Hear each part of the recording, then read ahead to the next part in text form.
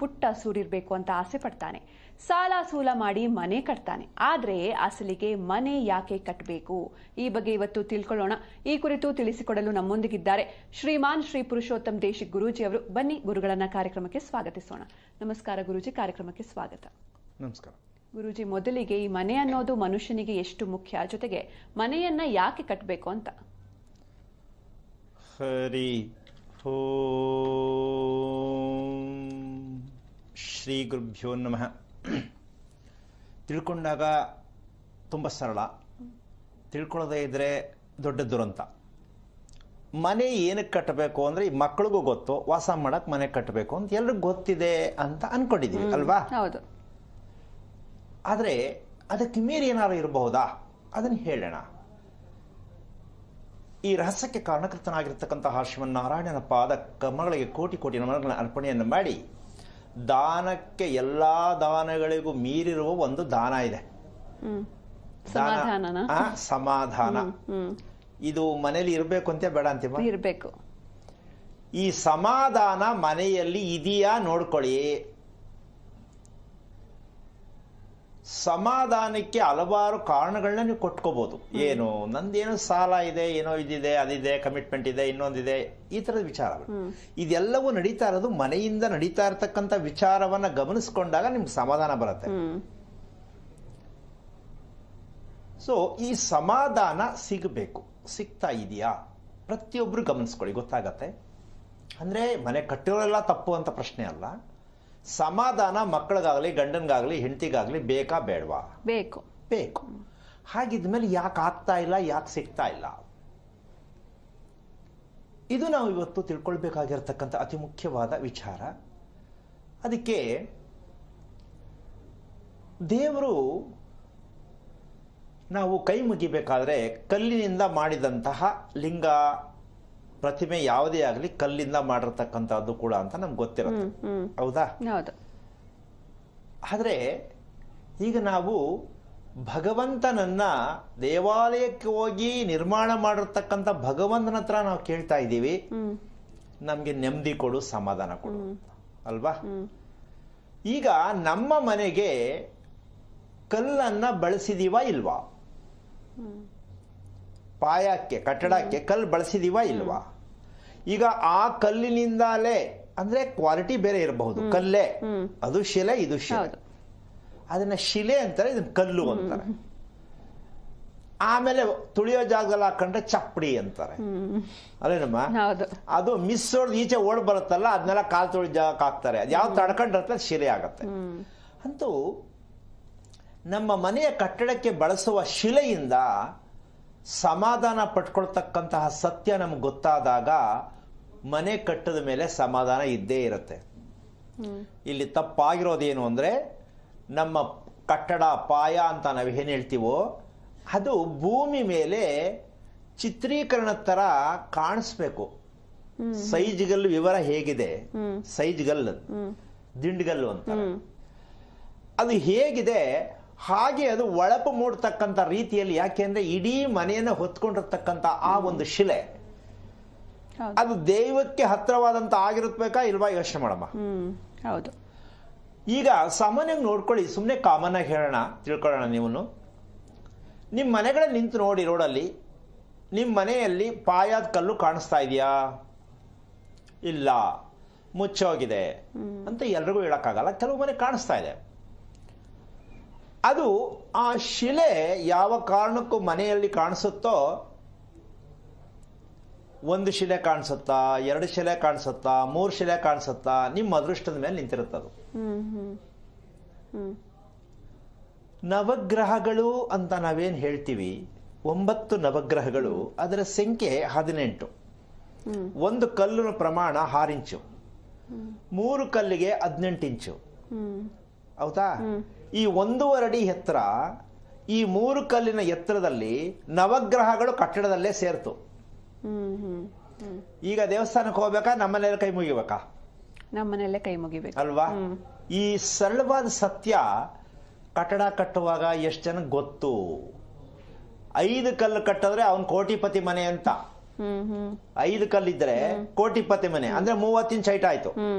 ನೆಲಕ್ಕಿನ್ನ 5 ಕಲ್ಲು ಎತ್ತರ ಕಟ್ಟಿದಾಗ 30 ಇಂಚ್ ಆಯ್ತು. ಅವನಿಗೆ ಶ್ರೀಮಂತಿಗೆ ಅನ್ನೋದು ಸದಾ ಹುಡ್ಕೊಂಡು ಬರುತ್ತೆ, ಇವನು ಹುಡ್ಕೋದಲ್ಲ. ಮನಃಶಾಂತಿ ಅಂದ್ರೆ 3 ಕಲ್ಲು ಕಾಣಿಸ್ಬೇಕು. ಈಗ ನೋಡ್ಕೊಳ್ಳಿ ಅಪ್ಪ, ನಿಮ್ಮ ಅಕ್ಕ ಪಕ್ಕದ ಮನೆ ಎದುರುಗಡೆ ನಿಮ್ಮ ಮನೆ ಎಲ್ಲ ನೋಡ್ಕೊಳ್ಳಿ, ಕಾಣಿಸ್ತಾ ಇದೆಯಾ ಕಲ್ಲು? ಕಾಣಿಸೋದೆಲ್ಲ ಬಂತು, ಭೂಮಿ ಒಳಗಡೆ ಊತೋಗಿದೆ. ಆಮೇಲೆ ನಾವೇನಾಗಿದ್ದೀವಿ ಅಂತ ನೀವೇ ಸೇರಿಸ್ಕೊಂಬಿಡಿ. ನಾವು ಅದ್ರ ಜೊತೆ ಸೇರ್ಕೊಂಬಿಟ್ಟು ಒಳಗಡೆ ಹೊಟ್ಟೋಗಿದ್ದೀವಿ. ಸಾಲದಲ್ಲಿರ್ಬೋದು, ರೋಗದಲ್ಲಿರ್ಬೋದು, ಯಾವುದೇ ಒಂದು ಇರ್ಬೋದು. ಇದನ್ನ ಪ್ರತಿಯೊಬ್ರು ಗಮನಿಸ್ಕೊಂಡು, ಕಲ್ಲು ಅಂತಕ್ಕಂಥದ್ದನ್ನ ನಾವು ಶಿಲೆ ಅಂತ ನಾವೇನು ಹೇಳ್ತೀವಿ, ದೇವರು ಅಂತ ಏನು ಹೇಳ್ತೀವಿ, ಅದನ್ನು ನಮ್ಮ ಕಟ್ಟಡದಲ್ಲಿ, ನಮ್ಮ ಮನೆಯ ವಾಸದ ಮನೆಯಲ್ಲಿ ನಾವು ಭಗವಂತನ ಕೂರಿಸೋ ಥರ ಆ ಕಟ್ಟಡವನ್ನು ಕೂರಿಸ್ಕೊಂಡ್ರೆ ಅಮ್ಮ, ನಮ್ಮಂತ ಅದೃಷ್ಟವಂತರು ಪ್ರಪಂಚದಲ್ಲಿ ಇನ್ಯಾರೂ ಇಲ್ಲ. ಆ ಮನೆ ಸಮಾಧಾನಕರವಾದ ಮನೆ ಅಂದ್ರೆ ಎಲ್ಲಾ ಕಮಿಟ್ಮೆಂಟ್ ಇಲ್ಲ ಅಂತ ಅರ್ಥ ಅಲ್ವಾ? ಇಷ್ಟು ಸತ್ಯವನ್ನ ಇವತ್ತು ಅರ್ಥ ಮಾಡ್ಕೊಳ್ತಕ್ಕಂತಹ ಒಂದು ವಿಚಾರದಲ್ಲಿ ಇದು ವಿಕೋಪಕ್ಕೆ ಎಲ್ಲಿ ಹೋಗ್ತಾ ಇದೆ, ಸಮಾಧಾನ ಇಲ್ಲ ಅಂದಾಗ ಏನೆಲ್ಲ ಆಗಬಹುದು, ವಿಶೇಷವಾಗಿ ಮಹಿಳೆಯರಿಗೆ. ಮದುವೆ ಯಾಕೆ ಮಾಡ್ಕೋಬೇಕು ಅಂತ ಕೇಳ್ತಕ್ಕಂಥ ಪ್ರಶ್ನೆ ಸಾಕಷ್ಟು ಸಲ ಹೇಳಿದೆ. ಹೆಣ್ಣಿಗೆ ವಿಧೇಯತೆ, ಗಂಡನಲ್ಲಿ ತಗ್ಗಿ ಬಗ್ಗಿ ಬಾಳ್ಬೇಕು, ವಿಧೇಯತೆಯಿಂದ ಗಂಡತ್ರ ಅಂತ ಇರುವಂತ ನಿಯಮ. ಇವತ್ತಿನ ಹೆಣ್ಣು ಮಕ್ಕಳು ಅದಿಲ್ಲ. ಹಾಗಂತ ಎಲ್ಲರೂ ಎದುರ್ಕೊಂಡೇ ನಿಂತ್ಕೊಳ್ಳೋದಿಲ್ಲ, ಎಲ್ಲ ತಲೆ ಎತ್ಕೊಂಡೇ ಮಾತಾಡ್ತಾರೆ ಅನ್ನೋ ಪ್ರಶ್ನೆ ಅಲ್ಲ. ತಾಳ್ಮೆ ಕಮ್ಮಿ, ಹೆಣ್ಣು ಮಕ್ಕಳು ಮೊದಲ ಥರ ಅಲ್ಲ. ಹೌದಾ? ಹಾಗಾಗಿ ಈ ಒಂದು ಸಮಾಧಾನ ಹೆಣ್ಣು ಮಕ್ಕಳಿಗೆ ಬರಬೇಕಂದ್ರೆ ನಿಮ್ಮ ಮನೆಯ ಕಟ್ಟಡದಲ್ಲಿ ಈ ಸತ್ಯ ಇರುತ್ತೆ. ಅದಕ್ಕೆ ಉದಾಹರಣೆ ಇಷ್ಟೇ, ಮಗುವಿಗೆ ಸ್ವಂತ ತಾಯಿ ತಂದೆಗಳು ಯಾರು ಅನ್ನುವಂತಹ ಮಟ್ಟಕ್ಕೆ ನಾವು ಹೋಗಿದ್ದೀವಿ. ತಪ್ಪಾಗಿ ಅರ್ಥ ಮಾಡ್ಕೋಬಾರ್ದು. ಮಕ್ಕಳಿಗೆ ಸ್ವಂತ ತಾಯಿನೇನಾ ಸ್ವಂತ ತಂದೆನೇನಾ ಅನ್ನೋ ಮಟ್ಟಕ್ಕೆ ನಾವು ಹೋಗಿದ್ದೀವಿ. ಹೌದಾ? ಇದಕ್ಕೆ ಕಾರಣ ಏನಾಗಿರಬಹುದು, ಇದ್ರ ವಿವರಣೆ ಹೆಂಗೆ? ಸ್ವಂತ ತಂದೆ ತಾಯಿಗಳು ನಾವೇ ಅಂದ್ರೂ ಯಾಕೆ ಈ ತರ ಅನ್ಕೋಬೇಕು, ಯಾಕೆ ನೀವು ಹೇಳ್ತೀರಾ, ನಾವ್ಯಾಕಂತ ತಿಳ್ಕೋಬೇಕು ಅನ್ನೋ ಪ್ರಶ್ನೆ ಕೂಡ ಬರುತ್ತೆ. ಅದಕ್ಕೊಂದು ಸಣ್ಣ ಉದಾಹರಣೆ ಏನು, ಮೊದಲನೇದು ಮದುವೆಗೆ ಒಪ್ಪದೇ ಇರತಕ್ಕಂತಹ ಒಂದು ದೊಡ್ಡ ಕಠಿಣತೆ. ಇದು ಶಾಪ. ಆ ಮನೆಯಲ್ಲಿ ಯಾವಾಗ ಕಟ್ಟಡದಲ್ಲಿ ಕಲ್ಲಿನ ವಿಚಾರ ಸರಿಯಾಗಿ ಸೂಕ್ತವಿಲ್ಲದಿದ್ದಾಗ ಆ ಮನೆಯಲ್ಲಿ ಮದುವೆ ಕಾರ್ಯ ಅಂತಕ್ಕಂಥ ಹೊರಟರೆ ಹೆಣ್ಣು ಮೊದಲನೇ ವಿಚಾರದಲ್ಲಿ ಮದುವೆಗೆ ಒಪ್ಪುವುದಿಲ್ಲ. ಹುಡುಗ ಎಷ್ಟೇ ಚೆನ್ನಾಗಿರ್ಲಿ, ಶ್ರೀಮಂತ ಇರಲಿ, ಏನೇ ಇರಲಿ, ಒಪ್ಪಲ್ಲ. ಯಾಕೆ ಗೊತ್ತಿಲ್ಲ, ನನ್ಗಿಷ್ಟ ಇಲ್ಲ. ಇದು ಮೊದಲನೇ ಶಿಕ್ಷೆ, ಹೆಣ್ಣಿಗೆ ಮೊದಲನೇ ಶಿಕ್ಷೆ. ಎರಡನೇದು, ಒಬ್ಬರ ಜೊತೆ ಒಪ್ಪಂದ ಆಗತ್ತೆ, ಇನ್ನೊಬ್ಬರ ಜೊತೆ ಮದುವೆ ಆಗತ್ತೆ. ಇದು ಎರಡನೇ ಘೋರ ಶಿಕ್ಷೆ. ಯಾವ ಕಾರಣಕ್ಕೂ ಒಂದು ಹೆಣ್ಣು ಒಂದು ಗಂಡನ್ನ ನೋಡಿದಾಗ ಆ ಮದುವೆ ಆಗಲೇಬೇಕು, ಕೀಳಬಾರ್ದು, ನಿಲ್ಲಬಾರ್ದು. ಈಗ ಹೆಂಗಾಗಿದೆ ಅಂತಂದ್ರೆ, ಸ್ವಾಮಿ ಒಂದು 150 ಗಂಡು ನೋಡಾಯ್ತು, ಒಂದು ಒಪ್ಪಿಲ್ಲ. ಒಂದು 150 ಹುಡುಗಿ ನೋಡಾಯ್ತು, ಒಂದು ಒಪ್ಪಿಲ್ಲ. ಇದು ಕುಟುಂಬಕ್ಕೆ ದೊಡ್ಡ ಶಾಪ. ನಾಳೆ ಅವರಿಗೆ ಮಕ್ಕಳಾದ್ರೆ ಇದೇ ರೀತಿ ಹಿಂಸೆ ಕೊಡುವ ಮಕ್ಕಳೇ ಹುಟ್ಟೋದು. ಇವತ್ತು ಎಷ್ಟು ಆಟ ಆಡಿ ಮದುವೆ ಮಾಡ್ಕೊಳ್ತಾರೋ, ನಾಳೆ ಅದೇ ಸಂತಾನ ನಿಮ್ಮನ್ನ ಗೋಳ ಹಾಕೊಳ್ಳೋ ಸಂತಾನನೇ ನಿಮ್ಗೆ ಹುಟ್ಟೋದು. ಅದಕ್ಕೋಸ್ಕರವಾಗಿ ಇಂದಿನ ಕಾಲದಲ್ಲಿ ಹೆಣ್ಣನ್ನ ಯಾಕೆ ತೋರಿಸ್ತಾ ಇರಲಿಲ್ಲ ಅಂದ್ರೆ ಈ ಉದ್ದೇಶಕ್ಕೆ, ಶಾಸ್ತ್ರಕ್ಕೆ ವಿರುದ್ಧ ಇದು. ಹೆಣ್ಣು ಗಂಡಿಗೆ ತೋರಿಸಿ ಹೆಣ್ಣು ಗಂಡನ ಒಪ್ಸಿ ಮದುವೆ ಮಾಡ್ಕೊಳ್ಳೋದು ತಪ್ಪು, ಧರ್ಮದಲ್ಲಿ ಇಲ್ಲ. ಇವತ್ತು ಹೆಣ್ಣು ಗಂಡು ಫಸ್ಟ್ ನೋಡ್ಕೊಂಡು, ಇಂಟರ್ವ್ಯೂ ಮಾಡ್ಕೊಂಡು, ಅರ್ಥ ಮಾಡ್ಕೊಂಡು, ಓಡಾಡಿ ಜೊತೆ ಕೂತ್ಕೊಂಡು ಕಾಫಿ ಕುಡಿದು ಆಮೇಲೆ ಒಪ್ಪಿಗೆ ಕೊಡಬಹುದು, ಕೊಟ್ಟು ಕಿತ್ತೋಗ್ಬೋದು. ಇದೆಲ್ಲವೂ ಹೆಣ್ಣಿಗೆ ಪ್ರಾರಬ್ಧ ಕರ್ಮಾನುಸಾರವಾಗಿ ಕಾಡಿಸುತ್ತೆ. ನೆಮ್ಮದಿ ಸಿಗಲ್ಲ, ಶಾಂತಿ ಸಿಗಲ್ಲ. ಕಾರಣ, ಯಾರಿಗೋ ಒಬ್ಬರು ನೋಡಿ ಇನ್ನೊಬ್ಬರ ಜೊತೆ ಮದುವೆ ಮಾಡಿಕೊಂಡು ಆ ನೆನಪಿನಲ್ಲಿ ಈ ಗಂಡನ ಜೊತೆ ಸಂಸಾರ ಮಾಡಿ ಎಷ್ಟು ಮಟ್ಟಕ್ಕೆ ಸರಿ ಇದು? ಅಲ್ಲಿ ಮಕ್ಕಳಿಗೆ ತಂದೆ ತಾಯಿ ದೂರ ಆಗ್ತಾರೆ ಅಂತ ಹೇಳುತ್ತೆ ಆ ಧರ್ಮ. ಆ ಒಂದು ನಡಿಕೊಳ್ತಕ್ಕಂಥ ಕ್ರಿಯೆಯಲ್ಲಿ ಏನು, ಒಂದು ಗಂಡನನ್ನ ಮೊದಲು ನೋಡಿದಂತ ಹುಡುಗನ ಮನಸ್ಸಲ್ಲಿ ಇಟ್ಕೊಂಡು ಅದಕ್ಕಿತ್ತೋ ಇನ್ನೊಂದು ಹುಡುಗನ ಜೊತೆ ಮದುವೆ ಮಾಡ್ಕೊಳ್ಬೇಕಾದ್ರೆ ಆ ಹೆಣ್ಣಿಗೆ ಆ ಹುಡುಗನ ಮನಸ್ಥಿತಿಯಲ್ಲೇ ಮಗುವಾಗತ್ತೆ. ಅದು ದಾರಿ ತಪ್ಪಿದ ರೀತಿಯಲ್ಲಿ ಆಗುತ್ತೆ ಶಾಸ್ತ್ರದಲ್ಲಿ. ಹುಡುಗಿ ದಾರಿ ತಪ್ಪಿಲ್ಲ, ಆ ಮನಸ್ಸಿದೆಯಲ್ಲ, ಆ ಹುಡುಗನ ಜೊತೆ ಆಗಿದ್ರೆ ಚೆನ್ನಾಗಿರ್ತಿತ್ತು ಆ ಹುಡುಗ ಕರೆಕ್ಟಾಗಿದ್ದ, ಅದು ಹುಡುಗನಿಗೂ ಬರುತ್ತೆ ಹುಡುಗಿಗೂ ಬರುತ್ತೆ. ಬಟ್ ಆ ಮನಸ್ಸಲ್ಲಿ ಇದ್ದು ಇನ್ನೊಂದ್ ಜೊತೆ ಮದುವೆ ಮಾಡ್ಕೊಂಡು ಸಂಸಾರ ಮಾಡಿದ್ರೆ ಅದು ಯಾವ ಕಾರಣಕ್ಕೂ ಹುಟ್ಟುವ ಮಕ್ಕಳು ನಿಮ್ಮ ಶತ್ರುಗಳಾಗೇ ಹುಟ್ಟುತ್ತಾರೆ. ಹಾಗಂತ ಏನು ಸಿಕ್ಕದ್ದನ್ನು ನೋಡೋದನ್ನೇ ಮಾಡ್ಕೊಂಡ್ಬಿಡ್ಬೇಕಾ, ಕಣ್ಣಿದ್ದರೂ ಮಾಡ್ಕೊಂಡ್ಬಿಡ್ಬೇಕಾ, ಸಂಬಳ ಇದ್ದರೂ ಮಾಡ್ಕೋಬೇಕಾ ಅಂತ ನಾನು ಹೇಳ್ತಾ ಇಲ್ಲ. ಅದಕ್ಕೆ ತಂದೆ ತಾಯಿಗಳು ಏನ್ ಮಾಡ್ಬೇಕಂದ್ರೆ, ಪ್ರಥಮವಾಗಿ ಹುಡುಗ ಹುಡುಗಿಯನ್ನ ಅವ್ರು ಇಂಟರ್ವ್ಯೂ ಮಾಡಿ ನೋಡಿ ಹುಡುಗಿಗೂ ಹುಡುಗನಿಗೂ ಹೇಳ್ದೆ ಎಲ್ಲವನ್ನು ಫೈನಲ್ ಮಾಡಿ ಕೊನೆಯಲ್ಲಿ ಮುಖ ತೋರಿಸಿದ ತಕ್ಷಣ ಮದುವೆ ಆಗಬೇಕು ಅನ್ನೋ ಮಟ್ಟಕ್ಕೆ ತಂದಿಟ್ಟುಕೊಂಡು ಆಮೇಲೆ ಹುಡುಗ ಹುಡುಗಿ ಮುಖದರ್ಶನ ಆಗಬೇಕು. ಈಗ ಮೊದಲೇ ಜಾತಕ ಕಳಿಸ್ತಾರೆ, ಫೋಟೋ ಕಳಿಸ್ತಾರೆ, ಎಲ್ಲ ಆಗಿರತ್ತೆ. ಎಲ್ಲ ನಡೆದ ಮೇಲೆ ಏನು ಮದುವೆ ಆಗತ್ತದು? ಈಗ ಧರ್ಮಕ್ಕೆ ವಿರೋಧ ಆಯ್ತಾ ಇಲ್ವಾ? ಆಯ್ತು. ಅದಕ್ಕೆ ಇವತ್ತು ಮದುವೆಗಳು ಯಾವ ಕಾರಣಕ್ಕೂ ಉಳಿತಾ ಇಲ್ಲ. ವಿಚ್ಛೇದನಕ್ಕೆ ಏನಕ್ಕೆ ಹೋಗುತ್ತೆ ಅಂದ್ರೆ, ಬಲವಂತಕ್ಕೆ ಮದುವೆ ಆಗಿರುತ್ತೆ, ಅದಕ್ಕೋಸ್ಕರ ವಿಚ್ಛೇದನಕ್ಕೆ ಹೋಗುತ್ತೆ. ಇದನ್ನು ಯಾರು ಮಾಡಿದ್ದು? ಅಪ್ಪ ಅಮ್ಮನೇ ಮಾಡಿದ್ದು. ಒಂದು, ಮಾಡ್ಕೊಳ್ಳೋರೇ ಮಾಡ್ಕೊಂಡಿದ್ದು. ಎರಡು, ಈ ಎರಡರಲ್ಲಿ ಯಾವುದಾದ್ರೂ ತಪ್ಪೇ ಆಗತ್ತೆ. ಈ ಶಾಪದಲ್ಲಿ ನೀವು ಸಿಕ್ಕಾಕೋಬೇಕಾ? ಯೋಚನೆ ಮಾಡಿ. ಇದು ಯಾಕಪ್ಪ ನಡೆಯುತ್ತೆ? ಈ ಜಾತಕಗಳು ತಗೊಂಡೋಗ್ತಾರೆ, ಜಾತಕ ತೋರಿಸ್ತಾರೆ, ಈ ಹುಡುಗ ಈ ಹುಡುಗಿಗೆ ಮದುವೆ ಮಾಡ್ಬೋದಾ? ಎಷ್ಟೇ ಚೆನ್ನಾಗಿ ಮದುವೆ ಮಾಡ್ಬೋದು, ಇವ್ರು ಚೆನ್ನಾಗಿರ್ತಾರೆ ಅಂತ ಹೇಳಿದರೂ ಮದುವೆ ಚೆನ್ನಾಗಿರಲ್ಲ. ಕಾರಣ, ಚಂದ್ರ ಅಂತಕ್ಕಂಥದ್ದು ಮದುವೆ ಆಗುವ ಹೆಣ್ಣಿಗೆ ಅತಿ ಮುಖ್ಯವಾದ ಒಂದು ಅಂಶ. ಚಂದ್ರ ಆಕಾಶದಲ್ಲಿ ಕಾಣಿಸುತ್ತಲ್ಲ, ಅದು ನಮ್ಮ ಮನೆಯ ಭೂಮಿಯಲ್ಲಿ ಆ ಚಂದ್ರ ಇರ್ತಾರೆ. ನಾವು ಆಕಾಶದ ಚಂದ್ರ ಇದ್ದಾರೆ ಅಂತ ಹೇಳ್ತೀವಿ. ಸೂರ್ಯನ ಸುತ್ತ ಭೂಮಿ ತಿರುಗತ್ತೆ, ಹೌದಲ್ಲಮ್ಮ? ನಮ್ಮ ಮನೆಯ ಸುತ್ತ ಚಂದ್ರ ತಿರುಗ್ತಾರೆ. ಇದು ಗಮನಿಸ್ಕೋಬೇಕು. ನಮ್ಮ ಮನೆಯ ಸುತ್ತ ಚಂದ್ರ ತಿರುಗಬೇಕು. ಈಗ ಮನೆ ಸುತ್ತ ಕಾಂಪೌಂಡೇ ಇಲ್ಲ ಎಷ್ಟೋ ಮನೆಗೆ, ತಗೊಂಡೋಗಿ ಕಚ್ಚಿಸ್ಬಿಟ್ಟಿರ್ತಾರೆ. ಈಗ ಆ ಮನೆಯಲ್ಲಿ ಸಮಾಧಾನ ಸಿಗುತ್ತಾ? ಇಲ್ಲ. ಈಗ ಇವ್ರು ಕೇಳ್ತಾರೆ, ಪಂಚಾಂಗದಲ್ಲಿ ನನಗೆ ಚಂದ್ರ ಚೆನ್ನಾಗಿಲ್ಲ ಅಂತ ಹೇಳ್ತಾವ್ರೆ. ಶಾಸ್ತ್ರ ಹೇಳೋರು, ಚಂದ್ರ ಮನೇಲೇ ಇಲ್ಲ, ಪಂಚಾಂಗದಲ್ಲಿ ಬಂತು. ಎಲ್ಲಿರ್ಬೇಕಿತ್ತು ಚಂದ್ರ? ಮನೇಲಿರ್ಬೇಕಿತ್ತು. ನೀವು ಹುಡುಕ್ತಾ ಇರೋದಲ್ಲಿ ಪಂಚಾಂಗದಲ್ಲಿ. ಎಂತಹ ಒಂದು ವಿಪರ್ಯಾಸದ ವಿಚಾರಕ್ಕೆ ಬಂದಿದೀವಿ ಲೆಕ್ಕ ಹಾಕೊಳ್ಳಿ ನಾವು. ಪಂಚಾಂಗ ಶಾಸ್ತ್ರ ಹೇಳೋರಿಗೆ ಮನೆಯಲ್ಲಿರ್ತಕ್ಕಂಥ ಚಂದ್ರನ ಗುರುತಿಸ್ಬೇಕು ಅಂತ ನಮ್ಮ ದೇಶದಲ್ಲಿ ಇನ್ನೂ ಅರ್ಥನೇ ಆಗಿಲ್ಲ, ಗೊತ್ತೇ ಆಗಿಲ್ಲ ಅವ್ರಿಗೆ. ಅವರು ಆಕಾಶದಲ್ಲಿರೋ ಚಂದ್ರನೇ ತೋರಿಸ್ತಾವ್ರೆ, ನಿನ್ ಚಂದ್ರ ಚೆನ್ನಾಗಿಲ್ಲ ಅಂತ. ಮನೇಲಿ ಚೆನ್ನಾಗಿಲ್ಲ ಅಂತ ಶಾಸ್ತ್ರ ಗೊತ್ತೂ ಇಲ್ಲ. ಇದು ಪಂಚಾಂಗದಲ್ಲಿ ಇದ್ದರೂ ಅವ್ರಿಗೆ ಅರ್ಥ ಆಗಿಲ್ಲ. ಏನಿದ್ರು ಮೇಲೆ ಕೈ ತೋರಿಸೋದು, ಚಂದ್ರ ಎಲ್ಲವನೇ ಮೇಲವನೇ. ಮಕ್ಕಳು ತೋರಿಸ್ತಾರಲ್ಲ, ನೋಡ್ಕೊಂಡು ನೋಡಲ್ಲಿ ಚಂದ್ರ ಕಾಣಿಸ್ತಾರೆ, ತಿರ್ಸ್ತಾರಲ್ಲ, ಆ ತರ. ಈಗ ಈ ರೀತಿಯಾಗಿ ಸುಳ್ಳಾಗಿ ನಾವು ಅರ್ಥ ಮಾಡಿಕೊಂಡು ಸುಳ್ಳಾಗಿ ಬದುಕಿದ್ರೆ ನಮಗೆ ಸಮಾಧಾನ ಎಲ್ಲಿಂದ ಸಿಕ್ಕತ್ತೆ? ಎಷ್ಟು ಉದಾಹರಣೆ ಕೊಡ್ತಾ ಇರ್ತಕ್ಕಂಥದ್ದು, ಹೌದಲ್ವಾ? ಈ ಸಮಾಧಾನ ಅಂತಕ್ಕಂಥದ್ದಕ್ಕೆ ನಾವು ಎಂತ ತಪ್ಪು ಮಾಡ್ತಾ ಇದ್ದೀವಿ? ನಮ್ಮ ಕೈಯಲ್ಲಿರುವಂತಹ ಚಂದ್ರ, ನಮ್ಮ ಮನೆಯಲ್ಲಿ ಸುತ್ತ ವಾಸ ಮಾಡುವಂತ ಚಂದ್ರನಿಗೆ ನಮ್ಗೆ ಜಾಗ ಕೊಡದೆ, ಈ ಚಂದ್ರನಿಗೆ ದೊಡ್ಡ ವಿರೋಧಿಗಳು ಯಾರು ಅಂದ್ರೆ ರಾಹುಕೇತು. ಇವರು ಸೇರ್ಕೊಂಡ್ಬಿಟ್ರೆ ಚಂದ್ರನ್ ಜೊತೆ ಆಕ್ಸಿಡೆಂಟ್ ಆಗ್ಬೇಕಾ, ವಿಷ ಕುಡಿಬೇಕಾ, ಮನೆಯಲ್ಲಿ ಮಾಟ ಮಂತ್ರ ಮಾಡಿರ್ಬೇಕಾ, ಅದದೇ ಮಾಡ್ಕೊಳತ್ತೆ. ನೀವೇನ್ ಮಾಡ್ಸೋದ್ ಬೇಡ. ಯಾವನ ಸುಮ್ನೆ ಬಂದು ನಿಂಬೆಣ್ಣೆ ಹಸ್ಬಿಡ್ತಾನೆ ಮನೆ ಬಾಗಿಲಿಗೆ, ಸುಮ್ನೆ ಅವನಿಗೂ ಅದಕ್ಕೂ ಸಮಾಧಾನ ಇಲ್ಲ. ಯಾಕೆಂದ್ರೆ ಕಾಟ ಕೊಡ್ಬೇಕು ಮನೆಯವ್ರಿಗೆ ಅಂತ. ಇವ್ರು ಯಾರೋ ಮಾಡ್ಸಾಕ್ಬಿಟ್ಟವ್ರೆ ಅಂತ ಊರೆಲ್ಲ ಸುತ್ತಾರೆ ಇವ್ರು ಎದುರ್ಕೊಂಡು. ಒಂದು ನಿಂಬೆಣ್ಣೆ ಬರೀ ಅರ್ಶನ ಕುಂಕುಮ ಹಚ್ಚಿ ಬಿಸಾಕ್ಬಿಟ್ರೆ ಸಾಕು, ಮುಟ್ಟೋದೇ ಇಲ್ಲ ಅದನ್ನ. ಅಷ್ಟು ಭಯ. ಇಲ್ಲಿ ನಾವು ಅನುಭವಿಸ್ತಾ ಇರ್ತಕ್ಕಂಥದ್ದು ಏನಾಗಿದೆ ಅಂದ್ರೆ, ಈ ಚಂದ್ರನನ್ನ ಗಮನಿಸದೆ ಮನಃಶಾಂತಿಗೋಸ್ಕರ ಬೇಕಾಗಿರ್ತಕ್ಕಂಥ ಚಂದ್ರ ಇವತ್ತು ನಮ್ಮ ಮನೆಯಲ್ಲಿ ವಾಸ ಮಾಡ್ತಕ್ಕಂಥ ಮನೆಯಲ್ಲಿ ಚಂದ್ರನ ನಾವು ಕೂರಿಸ್ಕೊಳ್ದೇ ಇರತಕ್ಕಂಥ ಭಾಗ, ಮನೆಯಿಂದ ದೂರ ಮಾಡಿರ್ತಕ್ಕಂಥ ಭಾಗ ಒಂದಾದ್ರೆ, ಇನ್ನೊಂದು ಭಾಗ ಮಾಡುವ ಊಟದಲ್ಲಿ ನಾವು ಚಂದ್ರನನ್ನ ದೂರ ಮಾಡ್ಬಿಟ್ಟಿದೀವಿ.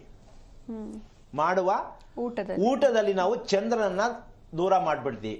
ನಮ್ಮ ಮನಸ್ಸಿಗೆ ಕಾರಣ ಚಂದ್ರ, ನಮ್ಮ ಮನೆಗೆ ಕಾರಣ ಚಂದ್ರ.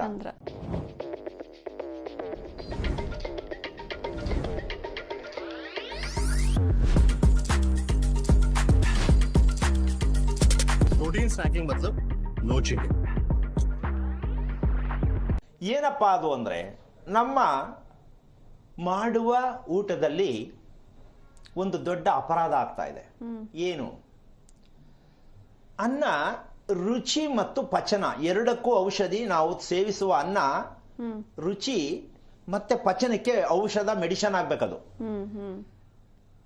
ಈಗ ನಾವು ತಿನ್ನುತ್ತಿರುವ ಕುಕ್ಕರ್ನಲ್ಲಿ ಮಾಡಿರುವ ಅನ್ನದಿಂದ ನಿಮಗೆ ರುಚಿ ಇಲ್ಲ, ಪಚನ ಆಗಲ್ಲ. ಅದೇ ಇವತ್ತು ಮಾಡಿಕೊಂಡು ದೊಡ್ಡ ದುರಂತ. ಕುಕ್ಕರಲ್ಲಿ ಪೂರ್ತಿ ಅಕ್ಕಿ ಬೇಯಲ್ಲ. ನಾವು ಮೇಲ್ಗಡೆ ಹಿಂಗೆ ಸ್ಟೈಲಾಗಿ ಹಿಂಗೆ ಅಂದ್ಬಿಟ್ಟು ಬೆಂದೈತಿ ಅಂತೀರಿ, ಒಳಗಡೆ ದಿಂಡು ಹಂಗೆ ಇರುತ್ತೆ. ಅದು ಅಜೀರ್ಣ ಆಯ್ತು, ಎಲ್ರಿಗೂ ಗ್ಯಾಸ್ಟ್ರಿಕ್. ಹೌದಾ? ಎಲ್ಲಿ ಹುಡುಕ್ತೀರಾ ಹುಡುಕಿ ಮೆಡಿಷನ್. ಇದಕ್ಕೆ ನಿಜವಾದ ಔಷಧ ಯಾವುದು? ಅಕ್ಕಿಯನ್ನ ನೆನೆ ಹಾಕಿ ನೀರಿನಲ್ಲಿ ಮೊದಲು ಮಾಡ್ತಾ ಇದ್ರು. ಹೌದಾ? ಅದಕ್ಕೆ ಅಷ್ಟು ಚೆನ್ನಾಗಿದ್ರು, ಅಷ್ಟು ಶಕ್ತಿಯಾಗಿದ್ರು. ಈಗ ಕುಕ್ಕರ್ ಕೂಗ್ಸೋದಂತೆ. ಕುಕ್ಕರ್ ಕೂಗ್ಸೋದು 2 ನಿಮಿಷ. ಇವರು ಕೂಗ್ಕೊಂಡು ಹೋಯ್ತಾನೆ ಇರ್ತಾರೆ ಉದ್ದಕ್ಕೂ. ಹೌದಲ್ಲಮ್ಮ? ಎಂತ ಅಪರಾಧ ಅಲ್ವಾ ಇದು? ನಾವು ಮುಂದುವರೆದಿದ್ದೀವಿ ಅಂತ ಅರ್ಧಂಬರ್ಧ ಬೇಯಿಸ್ಕೊಂಡು ಅನ್ನ ತಿಂತಾ ಇದ್ದೀವಲ್ಲ, ಅದನ್ನೇ ಮಕ್ಳಿಗೆ ತಿನ್ನಿಸ್ತಾ ಇದ್ದೀವಲ್ಲ. ಮಕ್ಕಳು ನಿಮ್ಮ ಮಾತು ಕೇಳಕ್ಕಾಗತ್ತಾ? ನೀವು ಮಕ್ಕಳಿಗೆ ಹತ್ರ ಆಗ್ತೀರಾ? ಸ್ವಲ್ಪ ಯೋಚನೆ ಮಾಡಿ. ಇದೆಲ್ಲ ತುಂಬಾ ತಪ್ಪು ಅನಿಸ್ತಾ ಇದೆಯಾ ಇಲ್ವಾ? ಇಲ್ಲ ಗುರುಜಿ, ಸರಿನಾ, ನೀವು ಹೇಳ್ತಿರೋದು ಕರೆಕ್ಟ್ ಇದೆ ಅಲ್ವಾ? ಅಲ್ಲ ರೀ, ಶಾಸ್ತ್ರ ಹೇಳೋದಕ್ಕೂ ಗಂಡ ಹೆಂಡತಿ ಇರೋದಕ್ಕೂ ಕುಕ್ಕರ್ಗೂ ಎಲ್ಲಿದೆಲ್ಲಿ ಸಂಬಂಧ ಅಂತ ಅನ್ಕೋಬಹುದೇನೋ. ಹೌದು. ನಾವು ಎಲ್ಲಿ ತಪ್ಪು ಮಾಡ್ತಾ ಇದ್ದೀವಿ ಅಂತ ದಯವಿಟ್ಟು ತಿಳ್ಕೊಳ್ಳಿ. ನಿಮ್ಮ ಮನೆಯಲ್ಲಿರುವ ಕುಕ್ಕರು ನಿಮ್ಮ ಕುಟುಂಬವನ್ನ ಅಲ್ಲೋಲ ಕಲ್ಲೋಲವಾಗಿ ಮಾಡ್ತಾ ಇದೆ, ದಾರಿ ತಪ್ಪಿಸಿದೆ, ತಪ್ಪಿಸ್ತಾ ಇದೆ. ಹೌದು, ಖಂಡಿತ ಗುರುಜಿ. ಈ ಬಗ್ಗೆ ಮಾತಾಡೋಣ. ಒಬ್ರು ಕಾಲರ್ ಇದ್ದಾರೆ, ಶಾರದಾ ಅಂತ ಬಿಜಾಪುರದಿಂದ. ನಮಸ್ತೆ. ನಮಸ್ಕಾರ. ಯಾರ ಬಗ್ಗೆ ಕೇಳ್ಬೇಕಿತ್ತು? ನಮ್ಮ ಮಗಳ ಬಗ್ಗೆ ಕೇಳಬೇಕಾಗಿತ್ತು. ಅವ್ರ ನಕ್ಷತ್ರ ಹೇಳಿಮಾ. ಜ್ಯೇಷ್ಠ ನಕ್ಷತ್ರ. ಓಕೆ, ಗುರೂಜಿ ಇದ್ದಾರೆ, ಮಾತನಾಡಿ. ಹಲೋ. ಹಲೋ, ನಮಸ್ಕಾರ ಗುರುಜಿ. ಹೇಳಿಮ್ಮ, ಏನಾಗ್ಬೇಕಿತ್ತು? ನಮ್ಮ ಮಗಳ ಬಗ್ಗೆ ಮಾತಾಡ್ಬೇಕಾಗಿತ್ತು. ಎಷ್ಟು ವಯಸ್ಸು? ಮಗಳ ಮಗನ? ಮಗಳು. ಎಷ್ಟು ವಯಸ್ಸು? ಆಕೆಗೆ 26 ವರ್ಷ. ಮದ್ವೆ ಆಯ್ತಾ? ಮದ್ವೆ 1.5 ವರ್ಷ ಆಯ್ತಾಗಿ. ಒಟ್ಟೆ ಗಂಡ ಹೆಂಡತಿ ಒಟ್ಟೆ ಇಲ್ಲ. ಗಂಡ ಹೆಂಡತಿ ಒಟ್ಟಿಗೆ ಇಲ್ವಾ? ನಗ್ನಗ್ತಾ ಇಲ್ವಾ? ಜಗಳಾಡಿ ಅಂಡರ್ಸ್ಟ್ಯಾಂಡಿಂಗ್ ಇಲ್ಲ, ಜಗಳಾಡಿ ಬಂದ್ಬಿಟ್ಟಾಳ್ರಿ. ಏನು ಓದಿದಾಳೆ ನಿಮ್ಮ ಮಗಳು? BCA ಆಗಿದೆ. ಓಕೆ. ಇಷ್ಟಪಟ್ಟು ಮಾಡ್ಕೊಂಡಿದ್ದ? ನೀವೇ ಇಷ್ಟಪಟ್ಟು ಮಾಡಿದ್ದ? ಇಲ್ಲ, ನಾವು ಇಷ್ಟಪಟ್ಟು ಕೇಳೇ ಮಾಡಿದ್ವಿ. ಮಗು ಆಗಿಲ್ಲ ರೀ. ತುಂಬಾ ಒಳ್ಳೇದಾಯ್ತಮ್ಮ, ತುಂಬಾ ಒಳ್ಳೇದಾಯ್ತು. ಜಗಳಾಡಿ ಬಂದ್ಬಿಟ್ಟಾಳ್ರಿ. ಈಗ ನಿಮ್ಮನೇಲೆ ಇದೆಯಾ ಹುಡುಗಿ? ಹಾ, ಇಲ್ಲೇ ಅದಾಗ. ಈಗ ಮುಂದೆ ಏನ್ ಮಾಡ್ಬೇಕು ಅಂತ ನಿಮ್ಮ ಮಗಳ ವಿಷಯ ಏನು? ನಿಮ್ದೇನು? ಏನಿಲ್ರಿ, ನಮ್ದು ಒಟ್ಟಿಗೆ ಗೂಡಿಸ್ಬೇಕು ಇಬ್ಬರಿಗೆ ಅಂತ. ನಿಮ್ ಮಗಳೇನ್ ಹೇಳ್ತಾಳೆ?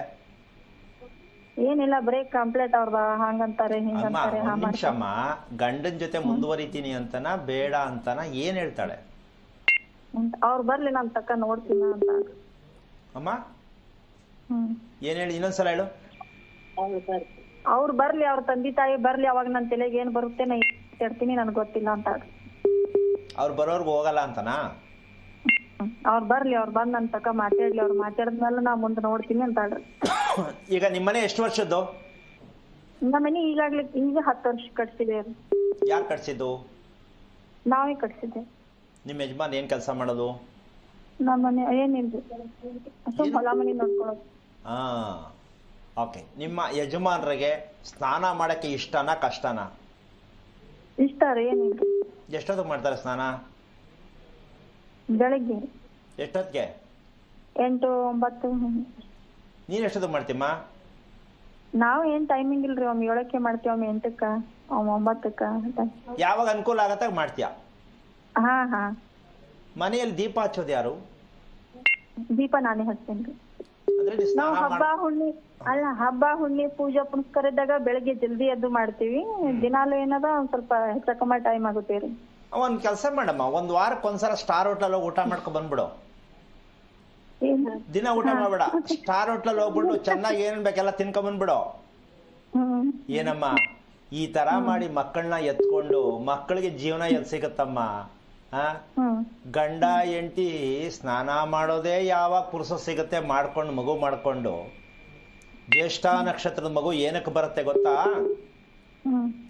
ಈಗ ನಿನ್ನ ಮಗಳಿಗೆ ನೀವು ಕಾಲಿಡ್ಕೋಬೇಕು, ಅಮ್ಮ ನಮ್ಗೆ ರಕ್ಷಣೆ ಕೊಡು, ನಮ್ಮ ಮಾನ ಉಳಿಸು ಅಂತ ನಿಮ್ಮ ಮಗಳು ಕಾಲಿಡ್ಕೋಬಹುದೇ ವಿನಃ ಹಾ ನಿಮ್ಮನ್ಲೇ ಇಟ್ಕೊಂಡು ನೀವು ಆ ಅಪ್ಪನ್ನ ಅವನು ಕಾಲಿಡ್ಕೊಂಡು ಬಂದು ಹೋಗಿ ಮಾಡಪ್ಪ, ಅವನು ಕಾಲಿಡ್ಕೊಂಡು ಬಂದು ಹೋಗಿ ಮಾಡಪ್ಪ, ನನ್ನ ಮಾನ ಉಳಿಸು ಅಂತ ಕಾಲಿಡ್ಕೊಂಡ್ರೆ ಆ ಹುಡುಗಿಗೆ ಲೈಫು.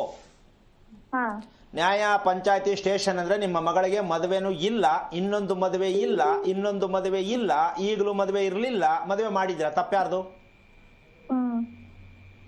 ಅಲ್ಲಮ್ಮ, ಒಂದು ಹುಡುಗಿಗೆ, ಒಂದು ಮಗುವಾಗ್ಲಿ, ಒಂದು ಗಂಡು ಹುಡುಗ ಆಗ್ಲಿ ಹೆಣ್ಣು ಹುಡುಗಿ ಆಗ್ಲಿ, ಒಂದು ಮಗು ಮಾಡ್ಕೊಳಕ್ಕೆ ಗಂಡ ಹೆಂಡತಿ ಹೇಗ್ ನಡ್ಕೋಬೇಕು ಅಂತ ಗೊತ್ತಿತ್ತಾ ಇಲ್ವಾ ನಿಮ್ಗೆ?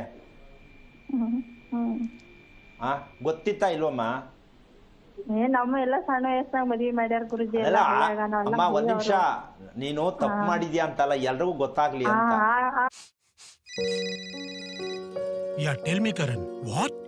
In the hustle and bustle of daily life, we often forget things. Uncle! But it feels good when someone cares for you. Just like the RB. ಪ್ರಯೋಜನ ಇಲ್ಲ.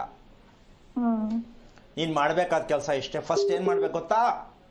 ನೀವು ಗಂಡ ಹೆಂಡತಿ ನಿನ್ ಮಗಳು ಕರ್ಕೊಂಡು ತಿಳ್ಕೊಳ್ಳಿ ಫಸ್ಟ್, ಇವಳಿಗೆ ದಾಂಪತ್ಯ ಮದುವೆ ಜೀವನ ಚೆನ್ನಾಗಿದೆಯಾ, ಚೆನ್ನಾಗಿಲ್ದೇ ಇದ್ರೆ ಏನ್ ಮಾಡ್ಬೇಕು, ನೀವಿಬ್ರು ಏನ್ ಮಾಡ್ಕೋಬೇಕು. ಸದ್ಯಕ್ಕೆ ಹುಡುಗನ ಮನೆಯವ್ರು ನಾನು ಬರಳಕ್ ಕೇಳ್ಬೇಡಿ, ಯಾವುದೇ ಕಾರಣಕ್ಕೂ ಬರಳಕ್ ಕೇಳ್ಬೇಡಿ. ಫಸ್ಟ್ ನಿಮ್ ಹುಡುಗಿನ ರಿಪೇರಿ ಮಾಡಿ. ಏನ್ ರಿಪೇರಿ ಮಾಡಬೇಕು, ಆರೋಗ್ಯ ಹೇಗಿದೆ, ಅವಳ ಮನಸ್ಥಿತಿ ಹೇಗಿದೆ ಎಲ್ಲ ರಿಪೇರಿ ಮಾಡಿ ಇನ್ನೊಂದ್ಸಲ ಮದುವೆ ಮಾಡಿಸಿ ಗಂಡನ ಜೊತೆ ಕಳಿಸಿದ್ರೆ ಬಚಾವ್ ಆಗಬಹುದು. ಇನ್ನೊಮ್ಮೆ ಮದುವೆ ಆಗ್ಬೇಕು ಅದೇ ಹುಡುಗನ ಜೊತೆ ಅದೇ ಹುಡುಗನ ಜೊತೆ ಅಮ್ಮ, ಬೇರೆ ಮದುವೆ ಅಲ್ಲ. ಅದೇ ಹುಡುಗನ ಜೊತೆ ಇನ್ನೊಮ್ಮೆ ಮದುವೆ ಆಗ್ಬೇಕು. ಆ ಮದುವೆ ಎಲ್ಲಿ ಮಾಡ್ಬೇಕು, ಹೇಗ್ ಮಾಡ್ಬೇಕು ಹೇಳ್ಕೊಂಡು ಹುಡುಗಿಗೆಲ್ಲ ಹೇಳ್ಸಿ ತಿಳಿಸಿ ಸಂಸಾರನ ಸರಿ ಮಾಡಬಹುದು. ಅದಕ್ಕೆ ಏನ್ ಬೇಕು ಅಂತ ಹೇಳ್ಕೊಡೋಣ, ತಿಳ್ಕೊಳಕ್ ಪ್ರಯತ್ನ ಮಾಡ್ತಾ ಯೋಚನೆ ಮಾಡಬೇಡ. ಒಳ್ಳೇದಾಗ್ಲಿ. ಓಕೆ, ಧನ್ಯವಾದ ಕರೆ ಮಾಡಿದ್ದಕ್ಕೆ. ವೀಕ್ಷಕರೇ, ನೀವು ಕೂಡ ಗುರುಗಳ ಹತ್ರ ಮಾತಾಡಬಹುದು. ಟಿವಿ ಸ್ಕ್ರೀನ್ ಮೇಲೆ ಲಭ್ಯ ಇರುವಂತಹ ನಂಬರ್ಸ್ಗೆ ಕರೆ ಮಾಡಿ ಗುರುಗಳ ಜೊತೆ ನೇರವಾಗಿ ಮಾತಾಡಿ. ಗುರುಜಿ, ಇನ್ನು ನೀವು ಆಗ್ಲೇ ಕುಕ್ಕರ್ ಬಗ್ಗೆ ಹೇಳ್ತಾ ಇದ್ರಿ, ಅದನ್ನ ಮುಂದುವರಿಸಿ. ಇದು ಆಶ್ಚರ್ಯ ಅನ್ಸುತ್ತಾ? ಹೇಗನ್ಸುತ್ತೆ ಕುಕ್ಕರ್ ವಿಷಯದಲ್ಲಿ? ಹೌದು, ಆಶ್ಚರ್ಯನೇ ಅಲ್ವಾ? ಈಗ ಲೆಕ್ಕ ಹಾಕೊಳ್ಳಮ್ಮ, ಇವರು ಮದುವೆ ಮಾಡಿ 2 ವರ್ಷ ಮದುವೆ ಮಾಡಿಬಿಟ್ರು. ಈಗ ಹುಡುಗಿ ಮುಂದಿನ ದಾರಿ ಎಷ್ಟು ಕಷ್ಟ ಆಗತ್ತೆ. ಬೇರೆ ಮದುವೆ ಮಾಡ್ಕೊಳ್ಳೋಣವಾ, ಅಥವಾ ಇವ್ನು ಬಿಟ್ಬಿಡೋಣವಾ, ಅಥವಾ ಇನ್ ಜೊತೆ ಹೋಗೋಣವಾ, ಅಥವಾ ಸಂಸಾರ ಮಾಡೋಣವಾ, ಈ ಗ್ರಿಪ್ಪೇ ಇಲ್ಲ. ಹೌದಲ್ವಾ? ಎಷ್ಟು ಲಕ್ಷ ಹೆಣ್ಣು ಮಕ್ಕಳು. ಆಮೇಲೆ ಈ ಮೂಲಕ ಒಂದು ಮಾತು ಹೇಳ್ತೀನಿ ದಯವಿಟ್ಟು ವೀಕ್ಷಕರಿಗೆ, ಯಾವುದೇ ನಕ್ಷತ್ರಗಳಾಗಿದ್ದರೂ ಅದರಲ್ಲಿ ಒಂದು ಕೆಲವು ನಕ್ಷತ್ರಗಳನ್ನ ಗಮನ ಇಟ್ಕೊಳ್ಳಿ. ನಾನು ಹೇಳ್ತಾ ಇರ್ತೀನಿ, ಜ್ಯೇಷ್ಠ ನಕ್ಷತ್ರದ ಹೆಣ್ಣೋ ಗಂಡೋ ಇದ್ರೆ ದಯವಿಟ್ಟು ಮನೆಯಲ್ಲಿ ಮದುವೆ ಮಾಡೋದು ಕಷ್ಟ ಇದೆ, ಅದಕ್ಕೇನು ರಿಪೇರಿ ಮಾಡ್ಕೋಬೇಕು ಅಂತ ತಿಳ್ಕೊಳ್ಳಿ. ಇನ್ನು 2ನೇದು ವಿಶಾಖ ನಕ್ಷತ್ರ, ಇನ್ನು 3ನೇದು ಮೂಲ ನಕ್ಷತ್ರ. ಈ ಜ್ಯೇಷ್ಠ, ವಿಶಾಖ, ಮೂಲ, ಶತಭಿಷ ನಕ್ಷತ್ರಕ್ಕೆ, ಅಶ್ವಿನಿ ನಕ್ಷತ್ರಕ್ಕೆ ಮದುವೆ ಏನಾದ್ರು ಮಾಡಬೇಕು ಅಂದರೆ ಯಾವಾಗ ರಿಟರ್ನ್ ಆಗುತ್ತೋ, ಇನ್ನೊಂದು ಮದುವೆ ಮಾಡಬೇಕಾ, ಅದನ್ನೇ ರಿಪೇರಿ ಮಾಡಬೇಕಾ, ಕೋರ್ಟು ಸ್ಟೇಷನ್ಗೆ ಹೋಗಬೇಕಾ, ಇದೆಲ್ಲ ಗಮನದಲ್ಲಿ ಇಟ್ಕೊಂಡು ಸರಿಯಾಗಿ ತಿಳ್ಕೊಂಡು ಮದುವೆಗಳನ್ನು ಮಾಡೋದಕ್ಕೆ ಪ್ರಯತ್ನ ಮಾಡಿ ಅಂತ ಈ ಮೂಲಕ ಹೇಳಕ್ಕೆ ಇಷ್ಟಪಡ್ತೀನಿ. ಆಮೇಲೆ ಇನ್ನು ಉಳಿಕೆ ನಕ್ಷತ್ರ ಎಲ್ಲ ಚೆನ್ನಾಗಿದೆಯಾ ಗುರುಗಳೇ ಅಂತ ಕೇಳಬೇಡಿ. ಎಲ್ಲವೂ percentage variation. First class, second class, third class ಅಂತೀವಲ್ಲ ಹಾಗೆ. ಒಂದು ಬೇಗ ಸತ್ತೋಗ್ತಾರೆ, ಒಬ್ರು ನರಳಿ ಸಾಯ್ತಾರೆ. ಹಾಗಾಗಿ ನಕ್ಷತ್ರಗಳಲ್ಲಿ ಇರ್ತಕ್ಕಂತಹ ಒಂದು ಶಕ್ತಿ, ದೇಹದಲ್ಲಿ ಎಷ್ಟು ಶಕ್ತಿ ಇದೆ ಅಂತ ತಿಳ್ಕೊಳ್ಳೋಕ್ಕೆ ನಕ್ಷತ್ರ ತಗೊಳ್ಳೋದು, ಅದನ್ನು ತಿಳ್ಕೊಳ್ಳೋಕ್ಕೆ ಪ್ರಯತ್ನ ಮಾಡಬೇಕಾಗತ್ತೆ. ಅದೇ ರೀತಿಯಾಗಿ ನಾವು ಈ ಕುಕ್ಕರ್ ಸಿಸ್ಟಮ್ ಅಂತಕ್ಕಂತಹ ಒಂದು ವಿಷಯಕ್ಕೆ ಬಂದಾಗ ನಮಗೆ ಸಮಸ್ಯೆ. ಹಾಗಾದರೆ ಅಡಿಗೆ ಅಂತಕ್ಕಂಥದ್ರಲ್ಲಿ ಕುಕ್ಕರು ಅಂತಕ್ಕಂಥದ್ದು ಆಹಾರದ ಮೂಲಕವಾಗಿ ತಪ್ಪು ಮಾಡಿಕೊಂಡು, ಮನೆ ಕಟ್ಟಬೇಕಾದ್ರೆ ಪಾಯದಲ್ಲಿ ಎತ್ತರ ಇಲ್ಲದೆ ಇರ್ತಕ್ಕಂಥದ್ದು ಮನೇಲಿ ತಪ್ಪು ಮಾಡಿಕೊಂಡು, ಈಗ ಎರಡೂ ತಪ್ಪಾದ ಮೇಲೆ ಬದುಕ್ದಿರಾ ಹೇಗೆ, ಯಾವುದರ ಆಧಾರದ ಮೇಲೆ ಬದುಕಲಿಕ್ಕಾಗತ್ತೆ, ನಿಮಗೆ ಸ್ವಲ್ಪ ಯೋಚನೆ ಮಾಡಿ ಅಲ್ವಾ? ನಾವು ಯಾಕೆ ಈ ತರ ಆಯ್ತು, ನಮ್ಗೆ ಯಾಕೆ ಹಿಂಗ ಆಗ್ತಾ ಇದೆ ಅಂತಕ್ಕಂತಹ ಲೆಕ್ಕಾಚಾರಕ್ಕೆ ಹೋದ್ರೆ ಅದಕ್ಕೊಂದು ಸಣ್ಣ ಉದಾಹರಣೆ ಕೊಡ್ತೀನಿ. ಯಾವುದೋ ಒಂದು ಸಂಬಂಧ ಮನೆಯಲ್ಲಿ ಮಾತಾಡ್ತಾರೆ, ಈ ಹುಡುಗನಿಗೆ ನಮ್ಮ ಹುಡುಗಿನ ಕೊಡ್ಬೋದು ಅನ್ನೋ ಮಟ್ಟಕ್ಕೆ ಮಾತಾಡಿದಾಗ ಆ ಮನೆಯಲ್ಲಿ ಸಂಬಂಧ ಮುಂದಕ್ಕೆ ಹೋಗಲ್ಲ. ಯಾಕೆ ಅಂದ್ರೆ ನಾನು ಮಾಡ್ಕೊಳ್ಳಲ್ಲ, ಅಥವಾ ನನಗೆ ಇಷ್ಟ ಇಲ್ಲ, ಅಪ್ಪ ಅಮ್ಮನಲ್ಲಿ ಒಬ್ಬರಲ್ಲಿ ಸಮಸ್ಯೆ ಬರುತ್ತೆ, ಇಲ್ಲ ಮಗಳಲ್ಲೇ ಸಮಸ್ಯೆ ಬರುತ್ತೆ, ಬೇಡ ಮದುವೆ ಬೇಡ, ಇನ್ನು ಮುಂದೆ ನೋಡೋಣ.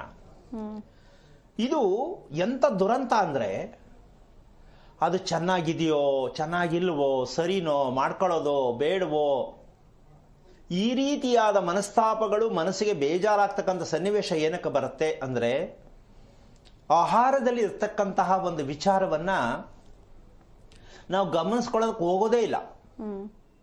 ಯಾಕೆ ಅಂದರೆ ರಾತ್ರಿ ನಿದ್ದೆಯನ್ನ ಮಾಡುವಂತಹ ಲೆಕ್ಕಾಚಾರ ಸಾಮಾನ್ಯವಾಗಿ ಸಾಕಷ್ಟು ಸಮಸ್ಯೆಯಲ್ಲಿ ಇದೀವಿ ನಾವೆಲ್ಲ.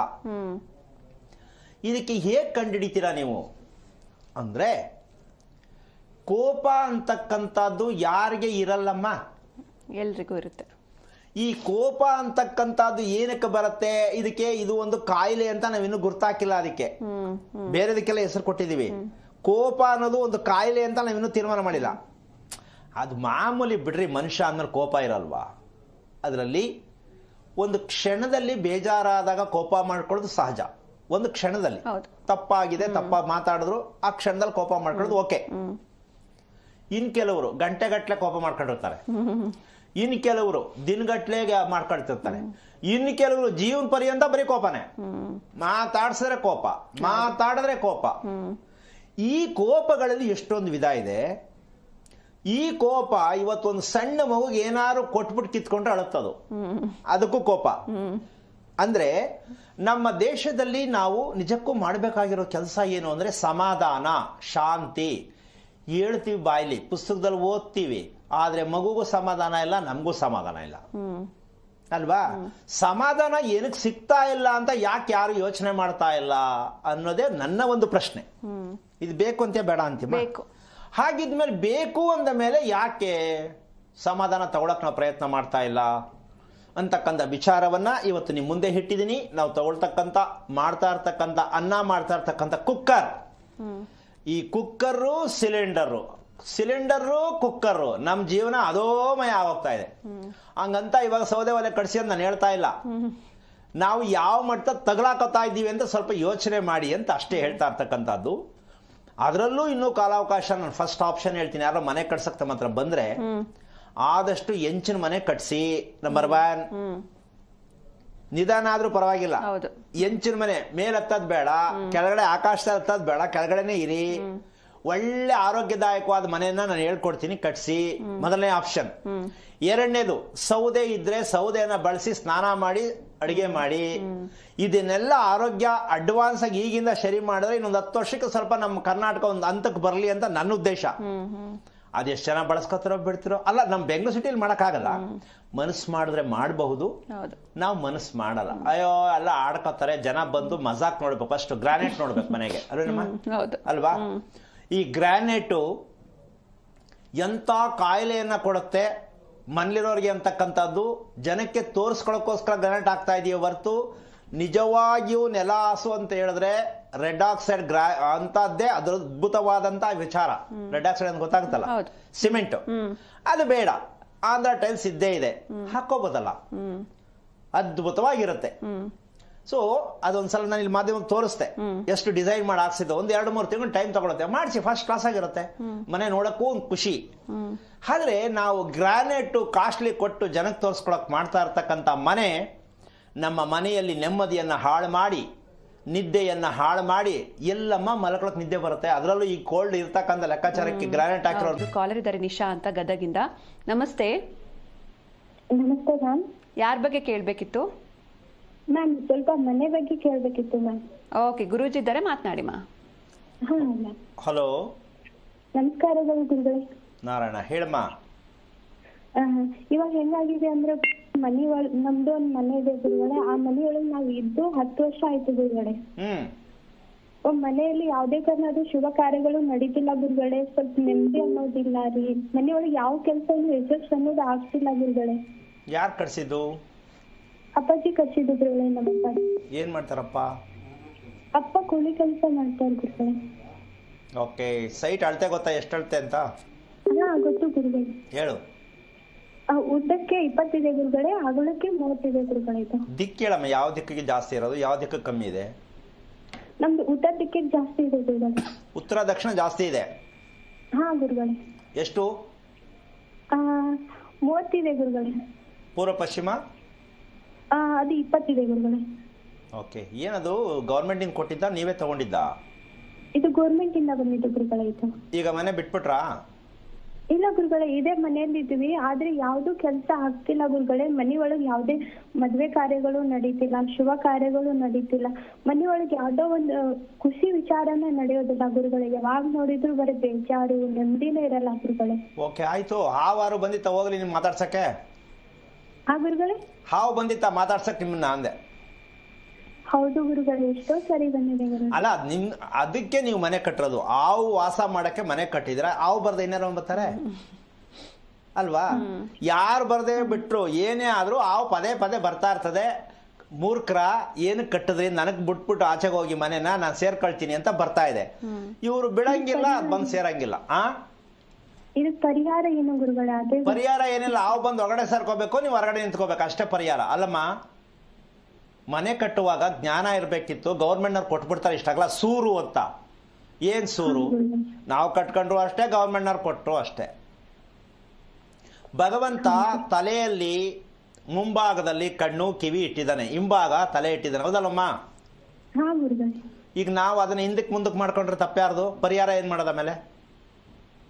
ಅದನ್ನ ಮಾಡಂಗಿಲ್ಲ, ಮಾಡ್ಬಿಟ್ಟಿದ್ದೀರಾ. ಉತ್ತರ ದಕ್ಷಿಣ ಮನೆ ಕಟ್ಟಂಗಿಲ್ಲ, ಕಟ್ಟಾಗಿದೆ.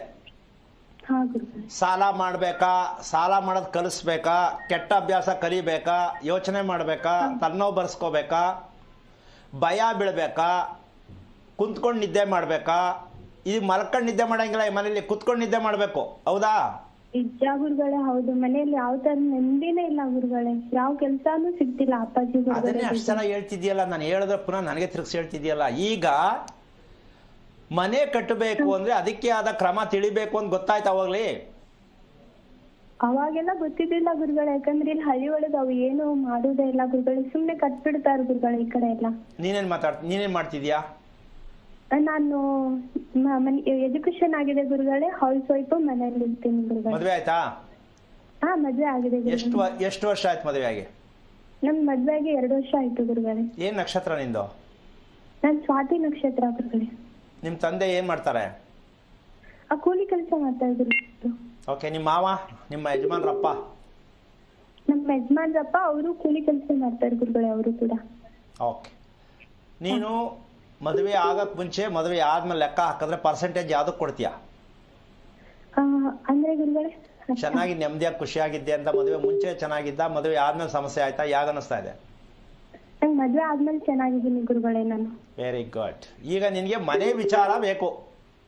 ಹಾ ಗುರುಗಳೇ. ಓಕೆ. ಸೊ ಮಕ್ಕಳು ಇನ್ನೂ ಆಗಿಲ್ಲ ಗುರುಗಳೇ. ಒಳ್ಳೆ ಕೆಲಸ ಆಯ್ತು. ಆದ್ರೂ ಒಂದ್ ಕೆಲಸ ಮಾಡು ನೀನು. ಹಾ ಗುರುಗಳೇ. ನಿಮ್ ಯಜಮಾನ್ರಿಗೆ ಇದೆಲ್ಲ ನಂಬಿಕೆ ಇದೆಯಾ? ಅವರು ಹಾ ಗುರುಗಳೇ ನಂಬ್ತಾರೆ ಗುರುಗಳೇ. ಅವರು ನಂಬಿಕೆ ಇದ್ದ ಮೇಲೆ ಅದ್ರ ಅಳತೆ ಕರೆಕ್ಟ್ ಆಗಿ ಟೇಪಲ್ಲಿ ಅಳತೆ ತಗೋಬೇಕು. ಒಳಗಡೆನೆ ಪೂರ್ವ ಪಶ್ಚಿಮ ಎಷ್ಟು, ಉತ್ತರ ದಕ್ಷಿಣ ಅಳತೆ ತಗೋಬೇಕು. ಹಾ ಗುರುಗಳೇ. ತಗೊಂಡು ತಿಳ್ಕೊಳ್ತೀನಿ, ಆಸಕ್ತಿ ಇದ್ರೆ ಬಂದ್ರೆ ಬೇಕಾದ್ರೆ ತೋರಿಸ್ಕೊಡೋಣ, ಹೇಳ್ಕೊಡೋಣ, ಅದನ್ನ ಯಾವ ತರ ಮಾಡ್ಬೋದು ಮಾಡಿದ್ರೆ ಅಂತ ಹೇಳಿ. ಈಗ ಅದ ಬಿಟ್ಬಿಡಕ್ಕೂ ಆಗಲ್ಲ, ಒಡೆದಾಕಕ್ಕೂ ಆಗಲ್ಲ.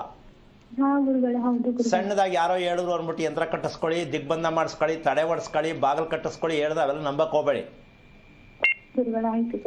ಇದನ್ನ ನೀವು ತೀರ್ಮಾನ ಮಾಡಿದ್ರೆ ಮಾಹಿತಿ ಹೇಳ್ಕೊಡ್ತೀನಿ, ರಿಪೇರಿ ಮಾಡ್ಕೊಳಕ್ ಪ್ರಯತ್ನ ಮಾಡಿ ಅಮ್ಮ. ಯೋಚನೆ ಮಾಡೋದು ಬೇಡ. ಇದ್ರ ಜೊತೆಗೆ ನೀನು ಹುಟ್ಟಿರ್ತಕ್ಕಂಥ ಸ್ವಾತಿ ನಕ್ಷತ್ರನು ಕೂಡ ತಿಳ್ಕೊ. ಇನ್ನು ಒಳ್ಳೆ ರೀತಿ ಮಗು ಮಾಡ್ಕೋಬೇಕು ಅಂತೀಯ, ಯಾವ್ದೊಂದು ಹುಟ್ಟಿದ್ರು ಸಾಕು ಅಂತೀಯ? ಒಳ್ಳೆ ಮಗು ಹುಟ್ಟಿದ್ರೆ ಸಾಕು. ಅದಕ್ಕೆ ನಿಮ್ ಪ್ರಯತ್ನ ಏನು ಅಂತ ಹೇಳ್ಕೊಳ್ಳೋಣ, ಬಂದ್ರೆ ತಿಳ್ಕೊಳಕ್ ಪ್ರಯತ್ನ ಮಾಡಿ. ಒಳ್ಳೇದಾಗಲಿ.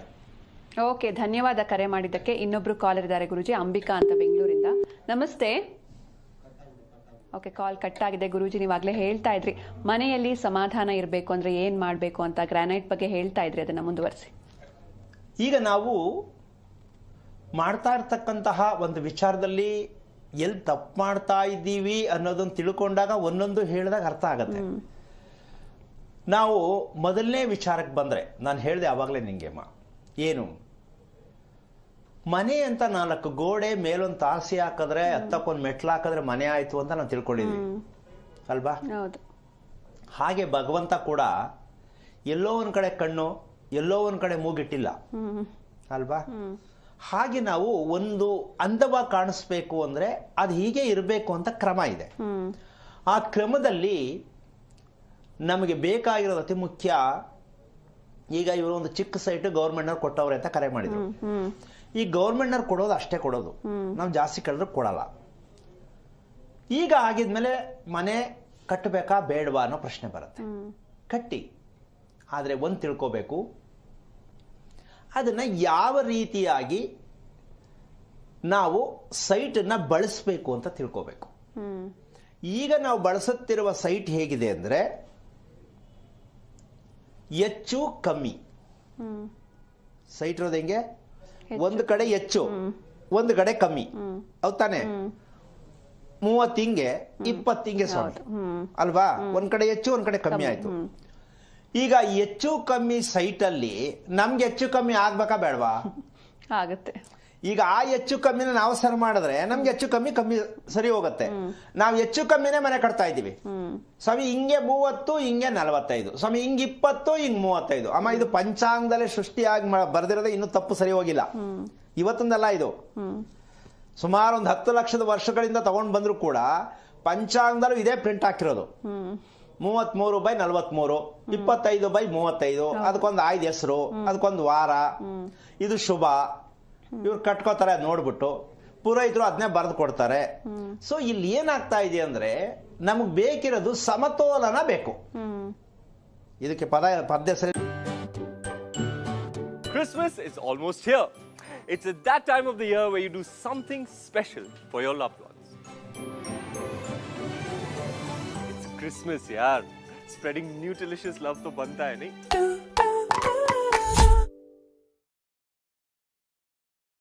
ಆಹಾರದಲ್ಲೂ ಸಮತೋಲನ ಯಾವ್ದು ಅಂತ ಗೊತ್ತಿಲ್ಲ, ಮನೆ ಕಟ್ಟೋದ್ರಲ್ಲೂ ಸಮತೋಲನ ಯಾವ್ದು ಅಂತ ಗೊತ್ತಿಲ್ಲ. ಈಗ ಅಂದ ಮೇಲೆ ಮುಂದೆ ಹೆಂಗ್ ಬದುಕಾಗತ್ತ ನಾವು? ಖಂಡಿತ ಗುರುಜಿ, ಈ ಬಗ್ಗೆ ಮಾತಾಡೋಣ. ಒಬ್ರು ಕಾಲರ್ ಇದ್ದಾರೆ, ಅಂಬಿಕಾ ಅಂತ ಬೆಂಗಳೂರಿಂದ. ನಮಸ್ತೆ. ಹಲೋ, ಯಾರ ಬಗ್ಗೆ ಕೇಳ್ಬೇಕಿತ್ತು? ಮಗು ಬಗ್ಗೆ ಮೇಡಮ್. ಅವ್ರ ನಕ್ಷತ್ರ ಹೇಳಿಮಾ. ಅತ್ಯ ನಕ್ಷತ್ರ ಮೇಡಮ್. ಓಕೆ, ಗುರುಜಿ ಇದ್ದಾರೆ, ಮಾತನಾಡಿ. ಹಲೋ. ಹಲೋ. ಹಾ ಹೇಳಿ ತಾಯಿ. ಗುರುಜಿ ನಮಸ್ಕಾರ. ಗುರುಜಿ ಯಾವ ಊರಿಂದ ತಾವು? ಬೆಂಗಳೂರಿಂದ. ಕುಂಬ್ಳಗೋಡಿಂದ ಗುರುಜಿ. ಓಕೆ, ಹೇಳಿ ಏನಾಗ್ಬೇಕು? ಮಗುಗೀಗ 4 ವರ್ಷ ಗುರುಜಿ. ಏನ್ ನಕ್ಷತ್ರ? ಅತ್ಯ ನಕ್ಷತ್ರ ಗುರುಜಿ. ಅಸ್ತ ಹೇಳಿ. ಅಸ್ತ ಅಸ್ತ. ಅಸ್ತ್ಯ ಅಂತಿದಿರಲ್ಲ. ಓಕೆ. ಅಸ್ತ ನಕ್ಷತ್ರ ಗುರುಜಿ. ಗಂಡು ಮಗುನ ಹೆಣ್ಣು ಮಗುನ? ಗಂಡು ಮಗು ಗುರುಜಿ. ಯಾರ್ದಿದು, ನಿಮ್ದೇನಾ? ಗುರುಜಿ ನಮ್ದೇನೆ. ಎಷ್ಟು ವರ್ಷ ಆಯ್ತು ಮದುವೆ ಆಗಿ? ನಾವು ಮದುವೆಗೆ 8 ವರ್ಷ ಆಯ್ತು. ತುಂಬಾ ಕಷ್ಟಪಟ್ಟು ದೇವರಿಂದ ಇಸ್ಕೊಂಡ್ರ ಮಗುನ? ಗುರುಜಿ. ಯಾವ ದೇವ್ರಿಗೆ ಅರ್ಕೆ ಕಟ್ಟಿದ್ರಿ? ಕಬ್ಬಾಳಮ್ಮ ಮತ್ತೆ ತಿರುಪತಿ. ಈಗ ಎರಡಕ್ಕೆ ಯಾವ್ದು ಒಪ್ಕೋತೀರ? ತಿರುಪತಿ ಶ್ರೀನಿವಾಸ ಕೊಟ್ರು ಅಂತಾರ, ಕಬ್ಬಾಳಮ್ಮ ಕೊಟ್ರು ಅಂತಾನ? 2 ಕಡೆಯಿಂದನೂ ಹೊರ ಸಿಗ್ತೀವಿ ಗುರುಜಿ. ಅದು ಒಂದೇ ತಿಂಗಳಲ್ಲಿ 2 ಅರ್ಕೆ ಕಟ್ಟಿದ್ದು, ನೆಕ್ಸ್ಟ್ ತಿಂಗಳಿಗೆ ನಮ್ಗೆ ಆತರ ಸಂತಾನ ಪ್ರಾಪ್ತಿ ಆಯ್ತು. ಓಕೆ, ಖುಷಿ ಆಯ್ತಾ ಈಗ? ಖುಷಿಯಾಗಿದೆ ಗುರುಜಿ. ಏನ್ ಬೇಕು ಇವಾಗ? ಏನ್ ಪ್ರಶ್ನೆ ಮಾಡಿದ್ದು, ಕರೆ ಮಾಡಿದ್ದೇನಕ್ಕೆ? ಅಂದ್ರೆ ಮಗು ಯಾವ್ದು ಅಂದ್ರೆ ಆಕ್ಟಿವ್ ಆಗಿರ್ತದೆ, ಬೇರೆ ವಿಷಯದಲ್ಲೆಲ್ಲ. ಅಪ್ಪ ಅಮ್ಮನ್ ಮಾತು ಕೇಳೋದ್ರಲ್ಲಿ ಒಂಥರ ಕಿರುಕುರಿ, ಚಂಡಿ ಹಾಕೊಳ್ಳೋದು, ಅಥವಾ ಏನಾದ್ರೂ ಓದೋದು ಹೇಳ್ಕೊಟ್ರೆ ಮಾತ್ರ ಮಗುಗೆ ಇಂಟ್ರೆಸ್ಟ್ ಇಲ್ಲ. ಆಮೇಲೆ ಯಾರ ಜೊತೆನೂ ಬೆರೆಯಲ್ಲ. ಎಷ್ಟು ತಿಂಗಳಿಗೆ ಡೆಲಿವರಿ ಆಯ್ತಮ್ಮ? 9 ತಿಂಗಳಿಗೆ ಗುರುಜಿ. ನೀವೇ ಮಾಡಿಸಿದ? ಅದೇ ನ್ಯಾಚುರಲ್ ಆಗಿ ಆಯ್ತಾ, ನಾರ್ಮಲ್ ಆಗಿ? ನಾರ್ಮಲ್ ಆಗಿದ್ದು ಗುರುಜಿ. ಓಕೆ. ಯಾವ ವಾರ ಹುಟ್ಟಿದ್ದು? ನಕ್ಷತ್ರ ಏನ್ ಮಗೋದು? ಸೋಮವಾರ ಹುಟ್ಟಿದ್ದು ಗುರುಜಿ. ನಕ್ಷತ್ರ ಏನು ಹಸ್ತ ನಕ್ಷತ್ರ ಅಲ್ಲ? ಹಸ್ತ ನಕ್ಷತ್ರ. ರಾತ್ರಿನ ಮಧ್ಯಾಹ್ನನ? ಹಸ್ತ ನಕ್ಷತ್ರ. ರಾತ್ರಿನ ಮಧ್ಯಾಹ್ನನ ಬೆಳಗ್ಗೆನ? ಸೋಮವಾರ ಬೆಳಿಗ್ಗೆ 9:54 ಗುರುಜಿ. ಓಕೆ. ಈಗ ನಿಮ್ ಮನೆ ವಾಸದ ಮನೆ ಎಷ್ಟು ವರ್ಷದ್ದು? ಏನ್ ಗುರುಜಿ? ನಿಮ್ ಮನೆ ಎಷ್ಟು ವರ್ಷದಮ್ಮ ಮನೆ? ಮನೆ ಬಾಡಿಗೆ ಮನೇಲಿ ಇರೋದು ಗುರುಜಿ. ಅದೇ ಎಷ್ಟು ವರ್ಷದಿಂದ ಇದ್ದೀರಾ? ಎಷ್ಟು ವರ್ಷದಿಂದ ಇದ್ದೀರಾ? 1.5 ವರ್ಷದಿಂದ ಮನೇಲಿ ಇದ್ದೀವಿ ಗುರುಜಿ. 1.5 ವರ್ಷದಿಂದ? ಓಕೆ. ನೀನು ಊಟ ಮಾಡ್ತಕ್ಕಂಥದ್ದು ಸಮಯ ಚೆನ್ನಾಗಿದ್ಯಾ? ಅಂದ್ರೆ ಕರೆಕ್ಟ್ ಟೈಮ್ ಊಟ ಮಾಡ್ತೀಯ ನೀನು? ಅಂದ್ರೆ ಟೈಮ್ ವೇರಿಯೇಷನ್ ಆಗುತ್ತೆ ಗುರುಜಿ. ಅಂದ್ರೆ ಬೆಳಿಗ್ಗೆ 10 ಗಂಟೆ, 11 ಗಂಟೆ. ಯಾಕೆ? ಅಂದ್ರೆ ಕೆಲಸ ಅದು ಇದು ಮಾಡಿ ಮುಗಿಸೋ ಲೇಟ್ ಆಗುತ್ತೆ ಬೆಳಿಗ್ಗೆ. ಅದು ಇದು ಅಂದ್ರೆ ಏನು? ಮನೆ ಕೆಲಸ ತಾನೆ? ಆ ಗುರುಜಿ. ಮತ್ತೆ ಅದು ಇದೆಯೇನು, ಎಲ್ಲ ಮನೆ ಕೆಲಸ ಮಾಡಲೇಬೇಕಲ್ವಾ, ಅದು ಇದೆಯೇನಲ್ಲಿ? ಓಕೆ, ನಿಮ್ಮ ಯಜಮಾನ್ ಏನು ಮಾಡೋದು? ಡ್ರೈವರ್ ಗುರುಜಿ. ಏನಕ್ಕೆ ಡ್ರೈವರು? Lorry driver. ಸರಿ, ಅವ್ರ ಟೈಮಿಂಗ್ಸು, ಮನೆಗೆ ಬರೋದು ಟೈಮಿಂಗ್ಸು, ಊಟ ಮಾಡೋ ಟೈಮಿಂಗ್ಸ್ ಚೆನ್ನಾಗಿದೆಯಾ? ಅಂದ್ರೆ ಅವರು ಲಾಂಗ್ ಹೋಗ್ತಾರೆ ಗುರುಜಿ. ಅಮ್ಮ, ನಾನು ಕೇಳಿದಕ್ಕೆ ಉತ್ತರ ಕೊಡ್ತಾ, ಈ ಲಾಂಗೋ ಶಾರ್ಟೋ ಅವರು ಬರೋ ತಡ ಆಗತ್ತೆ ತಾನೇ? ಹೌದು ಗುರುಜಿ. ಈಗ ನಿಮ್ಗೆ ಮಗು ಬೇಕಿತ್ತ ಅಂತ ಯೋಚನೆ ಮಾಡಬೇಕು. ಈಗ ದೇವ್ರಿಗೆ ಬೈಯದ ನಿಮಗೆ ಬೈಯದ ಯೋಚನೆ ಮಾಡಮ್ಮ. ನಿಮ್ಮಿಬ್ಬರದು ಕಂಪ್ಲೀಟಾಗಿ ಎಲ್ಲ ಪೂರ್ತಿ ಕೆಟ್ಟೋಗಿದೆ. ಮೆಷನ್ನೇ ನಿಮ್ಮಿಬ್ಬರದು ರಾಂಗ್. ಈಗ ನಿಮಗೆ ಮಗು ಬೇಕಿತ್ತಾ? ನಿಮ್ಮ ಯಜಮಾನರು ಯಾವತ್ತೋ ಒಂದಿನ ಡ್ರೈವಿಂಗ್ ಕೆಲಸ ಮಾಡ್ಕೊಂಡು ಅರ್ಧ ರಾತ್ರಿ ಬಂದು ಬಾಗಿಲು ಹೊಡಿತಾರೆ, ಆಯಿತಾ? ಆ ಬಂದಾಗ ಅರ್ಧ ರಾತ್ರಿ ತಿನ್ನುಬಿಟ್ಟು ಮುಂದೆ ಎಕ್ಸೆಟ್ರಾ ನಾನು ಹೇಳೋಕ್ಕಾಗಲ್ಲ. ಈ ರೀತಿ ತಪ್ಪು ಮಾಹಿತಿಯಲ್ಲಿ ಮಗು ಮಾಡ್ಕೊಂಬಿಟ್ಟು ಈಗ ಮಗು ಹೇಳೋದು ಕೇಳಲ್ಲ, ಈಗಲ್ಲ ಮುಂದೆ ಐತೆ ಮಾರಿ ಹಬ್ಬ, ನಿಮಗೆ ಬೀದಿ ನಿಲ್ಲಿಸ್ತಾರಲ್ಲ ಆವಾಗ ನಿಮ್ಗೆ ಆ ಬುದ್ಧಿ ಬರೋದು, ನನಗೆ ಯಾಕಾರೋ ಮಗು ಮಾಡ್ಕಣ್ಣೋ ಅಂತ. ಬೇಕಿತ್ತಮ್ಮ ಮಗು? ಇದು ಈ ಮಾತು ಹೇಳಿದ್ರೆ ಪ್ರಪಂಚದಲ್ಲಿ ಎಲ್ರಿಗೂ ಕೋಪ ಬರುತ್ತೆ ನನ್ನ ಮೇಲೆ. ಏನು ಮಗು ಮಾಡ್ಕೊಳಕ್ಕೂ ಏನು ಕಷ್ಟನಾ? ದೇವ್ರು ಕೊಟ್ಟಿದ್ದು ಇನ್ನೇನಕ್ಕೆ, ಮದುವೆ ಮಾಡ್ಕೊಂಡಿದ್ದು ಏನಕ್ಕೆ ಅಂತ ಕತೆ ಹೇಳ್ತಾರೆ. ಅಲ್ಲ, ಮದುವೆ ಮಾಡ್ಕೊ ಅಂತ ದೇವ್ರು ಹೇಳಿಲ್ಲ, ಮಗು ಮಾಡ್ಕೊ ಅಂತನೂ ದೇವ್ರು ಹೇಳಿಲ್ಲ, ಕಷ್ಟ ಅನುಭವಿಸು ಅಂತನೂ ದೇವ್ರು ಹೇಳಿಲ್ಲ. ನಿಮ್ಮ ಕಾಟಾಚಾರಕ್ಕೆ ಮದುವೆ ಮಾಡ್ಕೊಂಡು ದೇವ್ರ ಮೇಲೆ ಹಾಕ್ಬಿಡ್ತೀರಾ? ದೇವ್ರು ನಿಮ್ಗೇನು ಮಾಡ್ಕೊ ಅಂತ ಹೇಳೇ ಇಲ್ಲ. ನೀನು ಏನಕ್ಕೆ ಬಂದೋ ಕಮ್ಮಂಗಿ ಮುಂಡೆ ತಿಳ್ಕೊ ಅಂತ ಕಳಿಸಿರೋದಿಲ್ಲ ಈ ಭೂಮಿ ಮೇಲೆ, ನಮ್ಗೆ ಅದು ಗೊತ್ತೇ ಇಲ್ಲ. ಆಮೇಲೆ ದೇವ್ರ ಮೇಲೆ ಬೆಳಗೋಗಿ. ನಿಜವಾಗ್ಲೂ ಅಮ್ಮ, ಬೇರೆಯವ್ರು ಬೇಕಾದ್ರೆ ನಿನ್ಗೆ ಏನು ಹೇಳ್ಬೋದೋ ಗೊತ್ತಿಲ್ಲ, ಉಪಕಥೆ ಹೇಳಕ್ಕೆ ನಾನು ರೆಡಿ ಇಲ್ಲ. ಆ ಮಗು ಮನಸ್ಥಿತಿ ಚೆನ್ನಾಗಿಲ್ಲ. ನೀವು ಅರ್ಧ ರಾತ್ರಿ ತಿಂದುಬಿಟ್ಟು ನಿಮ್ಗೆ ಇಷ್ಟ ಯಾವಾಗ ಬರುತ್ತೋ ಹಂಗೆಲ್ಲ ಎಂಟರ್ಟೈನ್ಮೆಂಟ್ ಮಾಡಿಕೊಂಡು ಮಗು ಪಡ್ಕೊಂಡ್ಬಿಟ್ಟು ಈಗ ಮಗು ಹಂಗದೆ ಹಿಂಗದೆ ಅಂದರೆ ಕುಂಡ್ಲಿ ಏನಾದ್ರು ತಗೊಂಡು ಬಂದು ನನ್ನ ಮುಂದೆ ಕೂತ್ಕೊಂಡ್ರೆ ನಿಮಗೆ ಪಿನ್ ಟು ಪಿನ್ ತೋರಿಸ್ಬಿಡ್ತೀನಿ. ನೀವು ಯಾವ ಮೂಲೆಯಲ್ಲಿ ಮಲಗಿದ್ರಿ, ನೀವು ಮಲ್ಕೊಳ್ಳೋ ಬಂಚದ ಕೆಳಗಡೆ ಏನೇನಿತ್ತು, ಆ ರೂಮಲ್ಲಿ ಏನೇನಿತ್ತು ಎಲ್ಲ ಪೂರ್ತಿ ಹೇಳ್ಬಿಡ್ತೀನಿ. ನಿಮ್ಮ ಮಲ್ಕೊಂಡಿರೋ ಅವತಾರ ಎಷ್ಟು ಚೆನ್ನಾಗಿತ್ತು ಅಂತ. ಇದು ಹೇಳೋದು ಎಲ್ರಿಗೂ ಬೇಜಾರಾಗ್ಬೋದು. ಒಂದು ಸಂತಾನ ಪಡೆಯೋ ದಂಪತಿಗಳು ಯಾವ ದಿಕ್ಕಲ್ಲಿ ಮಲಗಬೇಕು, ಯಾವ ರೀತಿ ಮಲಗಬೇಕು, ಮಂಚ ಹೇಗಿರಬೇಕು, ಮಂಚದ ಕೆಳಗೆ ಏನೆಲ್ಲ ಇರಬಾರ್ದು ಗೊತ್ತಾ? ಮೇಲ್ಗಡೆ ಸಜ್ಜ, ಸಾಮಾನು ಜೋಡಿಸ್ಕೊಳ್ಳೋ ಸಜ್ಜ, ಕೆಳಗಡೆ ಮಂಚ ಕೆಳಗಡೆ ಒಂದಷ್ಟು ಮಚ್ಚು, ಲಾಂಗು, ಈರುಳ್ಳಿ ಮಣೆ ಎಲ್ಲ ತುರುಕ್ಬಿಟ್ಟು ಬೇರೆ ಮಲ್ಕೊಬಿಡೋದು. ಒಳ್ಳೆ ಮಗು ಎಲ್ಲಿಂದ ಬರ್ತದೆ? ಅದು ಲಾಂಗು ಮಚ್ಚ ಹಿಡಿಯೋ ಮಗುನೇ ಬರೋದು. ಯಾಕೆ? ಕೆಳಗಡೆ ಲಾಂಗು ಮಚ್ಚಿತ್ತು, ತುರಿಯೋ ಮಣೆ ಇತ್ತು. ಏನಮ್ಮ? ಆಮೇಲೆ ಒಳ್ಳೆ ಮಗು ಹೆಂಗ್ ಬರ್ತದೆ? ಭಕ್ತ ಕುಂಬಾರ ಮಗು ಬರ್ತದ? ಇಲ್ಲ, ಕಿತ್ತೋಗಿರೋ ಮಗುನೇ ಬರೋದು. ಬೇಜಾರು ಮಾಡ್ಕೊಬೇಡ ತಾಯಿ. ನಿನ್ನ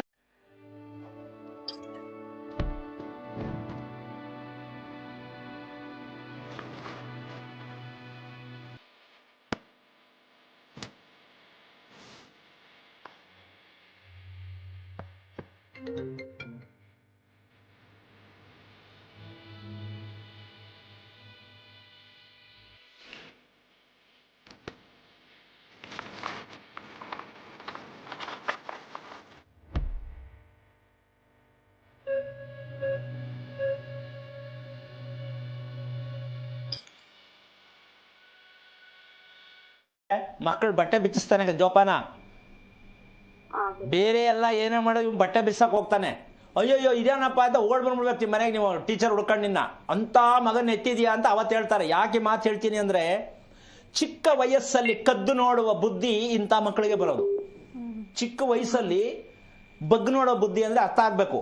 ಏನೆಲ್ಲ ಕದ್ದು ನೋಡ್ತವೆ ಮಕ್ಕಳು ಅಂದ್ರೆ, ಅಯ್ಯೋ ಇದೇನು ಈ ವಯಸ್ಸಿಗೆ ಮಗು ಅಂದ್ರೆ ಅಷ್ಟು ಚೆನ್ನಾಗಿರೋ ಫಿಗರ್ ತಗೊಂಡಿರೋದು ನೀವು, ಅಂತ ಫಿಗರ್ನ ಎತ್ಕೊಟ್ಟಿರೋದು ನೀವು. ಕದ್ದು ನೋಡ್ದೆ ಏನೇನು ಮಾಡುತ್ತೆ? ಏನು ಬೇಕಾದ್ರೆ ಕದ್ದು ನೋಡ್ಬೋದು. ಅದು ಒಂದೆರಡಲ್ಲ, ಅದಕ್ಕೆ ವರ್ಣಿಸೋಕ್ಕಾಗಲ್ಲ. ಹೆದರ್ಕೋಬೇಡಿ ದಯವಿಟ್ಟು. ಮಕ್ಕಳು ಮಾಡ್ಕೋಬಾರ್ದ್ರಿ. ಜವಾಬ್ದಾರಿಯುತವಾದ ಸಂತಾನ ಪಡಿಬೇಕಾದ್ರೆ ನೀವು ಮಾಡೋ ಊಟ ಚೆನ್ನಾಗಿದ್ರೆ ಮಾತ್ರ ಮಕ್ಕಳು. ಅರ್ಧ ರಾತ್ರಿಗೆ ತಿನ್ನೋರು, ಟಿಫನ್ ಗೆಲ್ ತಗೊಂಡೋಗಿ ತಿನ್ನೋರು, ಇವರಿಗೆಲ್ಲ ಮಕ್ಕಳು ಬೇಡ. ಇದು ತಪ್ಪಾಗತ್ತೆ. ಅದಕ್ಕೋಸ್ಕರವಾಗಿ ತಿಳ್ಕೊಳ್ಳೋಕೆ ಪ್ರಯತ್ನ ಮಾಡಿದ್ರೆ, ಪರಿವರ್ತನೆ ಮಾಡಬೇಕು ಅಂದರೆ ತಿಳ್ಕೊಳ್ಳೋಕೆ ಪ್ರಯತ್ನ ಮಾಡಿ ಹೇಳ್ಕೊಡೋಣ. ಒಳ್ಳೇದಾಗಲಿ. ಓಕೆ, ಧನ್ಯವಾದ ಕರೆ ಮಾಡಿದ್ದಕ್ಕೆ. ಇನ್ನೊಬ್ರು ಕಾಲರ್ ಇದ್ದಾರೆ ಗುರುಜಿ, ವಸಂತ್ ಹೆಗ್ಡೆ ಅಂತ ಶಿರ್ಸಿಯಿಂದ. ನಮಸ್ತೆ. ನಮಸ್ತೆ. ಓಕೆ, ಕಾಲ್ ಕಟ್ ಆಗಿದೆ. ಗುರುಜಿ ನೀವಾಗಲೇ ಹೇಳ್ತಾ ಇದ್ರಿ, ಸಮತೋಲನದ ಬಗ್ಗೆ ಹೇಳ್ತಾ ಇದ್ರಿ, ಅದನ್ನು ಮುಂದುವರಿಸಿ. ಈಗ ಇದಕ್ಕಿನ್ನ ಜನಕ್ಕಿನ್ನೇನು ಮೆಸೇಜ್ ಬೇಕಮ್ಮ? ಈಗ ನಾನು ಈ ಮಗು ಒಂದು ನಕ್ಷತ್ರ ಶಾಂತಿ ಮಾಡಿಸಿ ಅಂತಲೋ, ಒಂದು ನವಗ್ರಹ ಶಾಂತಿ ಮಾಡಿಸಿ ಅಂತಲೋ ಹೇಳೋದೇನು ದೊಡ್ಡ ವಿಷಯ ಅಲ್ಲ. ಇಲ್ಲ ಹೆಸರು ಇತ್ತಗದು ಈ ಕಡೆಗೆ ಹಾಕಿ ಹೇಳ್ಬೋದು. ಇದು ನಮ್ಮ ದೇಶದಲ್ಲಿ ಮಾಡ್ತಾ ಇರ್ತಕ್ಕಂಥ ವಾಮಾಚಾರ ಪದ್ಧತಿ. ಇದು ಒಂದು ತಿಳ್ಕೋಬೇಕು ನಮ್ಮ ಜನ, ಶಾಸ್ತ್ರ ಕೇಳೋದನ್ನ ಮೊದಲು ಬಿಡಿ. ಯಾಕೆ ಹೇಳ್ತೀನಿ ಅಂದರೆ, ಪುಕ್ಕಟೆಯಾಗಿ ಎಲ್ಲೋ ಕೂತ್ಕೊಂಡು ಫೋನ್ ಸಿಗ್ತದೆ ಅಂದ್ಬಿಟ್ಟು ನನ್ನ ಮಗ 27/3/84 ಹುಟ್ಟನ್ ಸ್ವಾಮಿ ಇನ್ನೂ ಮದುವೆ ಆಗಿಲ್ಲ ಅಂತ ನಿಮ್ಗೆ ಕೇಳೋ ಕೆಟ್ಟ ಅಭ್ಯಾಸ ಎಷ್ಟಿದೆ ಅಂದರೆ, ನಿಮ್ಮ ಮಕ್ಕಳ ತಲೆ ಮೇಲೆ ಶಾಪ. ಪುಕ್ಕಟೆಯಾಗಿ ಯಾನೋ ಕೂತ್ಕೊಂಡು ಹೇಳ್ತಾರೆ ಅಂತ ಕೇಳೋದು ತಪ್ಪು. ಎಲ್ಲಿ ಹೋಗಿ ಕೇಳಬೇಕು, ಎಲ್ಲಿ ವಿಚಾರಿಸ್ಬೇಕು, ಹೇಗೆ ಹೋಗಬೇಕು, ಯಾವತ್ತು ಹೋಗಬೇಕು, ಏನು ತಗೊಂಡು ಹೋಗಬೇಕು, ಎಷ್ಟು ದುಡ್ಡು ಖರ್ಚು ಮಾಡಬೇಕು, ಪ್ರಜ್ಞೆ ಇದೆಯಾ? ಬೆಳಿಗ್ಗಿನ ಸಾಯಂಕಾಲ ತನಕ ಬಂಬಡಿ ಹೊಡಿತಾನೆ ಇರ್ತಾರೆ, ನೀವು ಬಂಬಡಿ ಹೊಡ್ಕೊಂಡು ನೀವು ಕೇಳ್ತಾನೆ ಇರ್ತೀರ. ಅದೆಂಗಾಗದೆ ಇದೆಂಗಾಗದೆ, ನನ್ನ ಮಗನಿಗೆ ಯಾಕೆ ಆಗ್ತಾರ, ನನ್ನ ಮಗಳಿಗೆ ಯಾಕೆ ಆಗ್ತಾ ಇದ್ದ. ಈ ಕೆಟ್ಟ ಸಂಪ್ರದಾಯ ನಿಮ್ಮ ಮನೆಗೊಂದು ದೊಡ್ಡ ಶಾಪ. ಹೇಳೋರ್ಗಂತೂ ಶಾಪ ಆಗೋಗಿರುತ್ತೆ, ಅದು ನಾವು ಅವ್ರಿಗೆ ಹೇಳೋದು ಬೇಡ. ನಿಮಗೆ ಶಾಪ, ನನ್ನ ಮಗಳ ಮದುವೆ ಯಾವಾಗ ಆಗತ್ತೆ. ಶಾಸ್ತ್ರ ಕೇಳೋರ ಹತ್ರ ಏನ್ರಿ ಕೇಳ್ತೀರಾ? ಏನು ಸಿಗತ್ತೆ ಅಂತ ಕೇಳ್ತೀರಾ? ಅವ್ರ ಹತ್ರ ಯೋಚನೆ ಮಾಡಿ. 10 ರೂಪಾಯಿ ಒಂದು ಎಲೆ ಅಡಿಕೆ ಕೊಡ್ತಕ್ಕಂತಹ ಸಂಪ್ರದಾಯ ಇಲ್ಲದೆ ಇರುವಂಥ ವಿಚಾರದಲ್ಲಿ ನೀವು ಎಲ್ಲೋ ಕುತ್ಕೊಂಡ್ಬಿಟ್ಟು ನನ್ನ ಮಗನಿಗೆ ಯಾಕೆ ಮದುವೆ ಆಗಿಲ್ಲ, ನನ್ನ ಮಗಳು ಯಾವಾಗ ಓದ್ತಾಳೆ ಅಂತ ಶಾಸ್ತ್ರ ಕೇಳ್ತಿರಲ್ಲ. ಏನು ಕೊಟ್ರಿ ಅವರಿಗೆ ನೀವು? ಏನು ಕೊಟ್ಟಿದ್ರೆ ಯೋಚನೆ ಮಾಡಿ. ಪುಕ್ಕಟೆಯಾಗಿ ಒಂದು ಶಾಸ್ತ್ರ ಜ್ಯೋತಿಷ್ಯ ಕೇಳ್ತೀನಿ ಅಂದರೆ ಎಷ್ಟು ಕರ್ಮ ಬರ್ಬೋದು ನಿಮಗೆ, ಸ್ವಲ್ಪ ಯೋಚನೆ ಮಾಡಿ.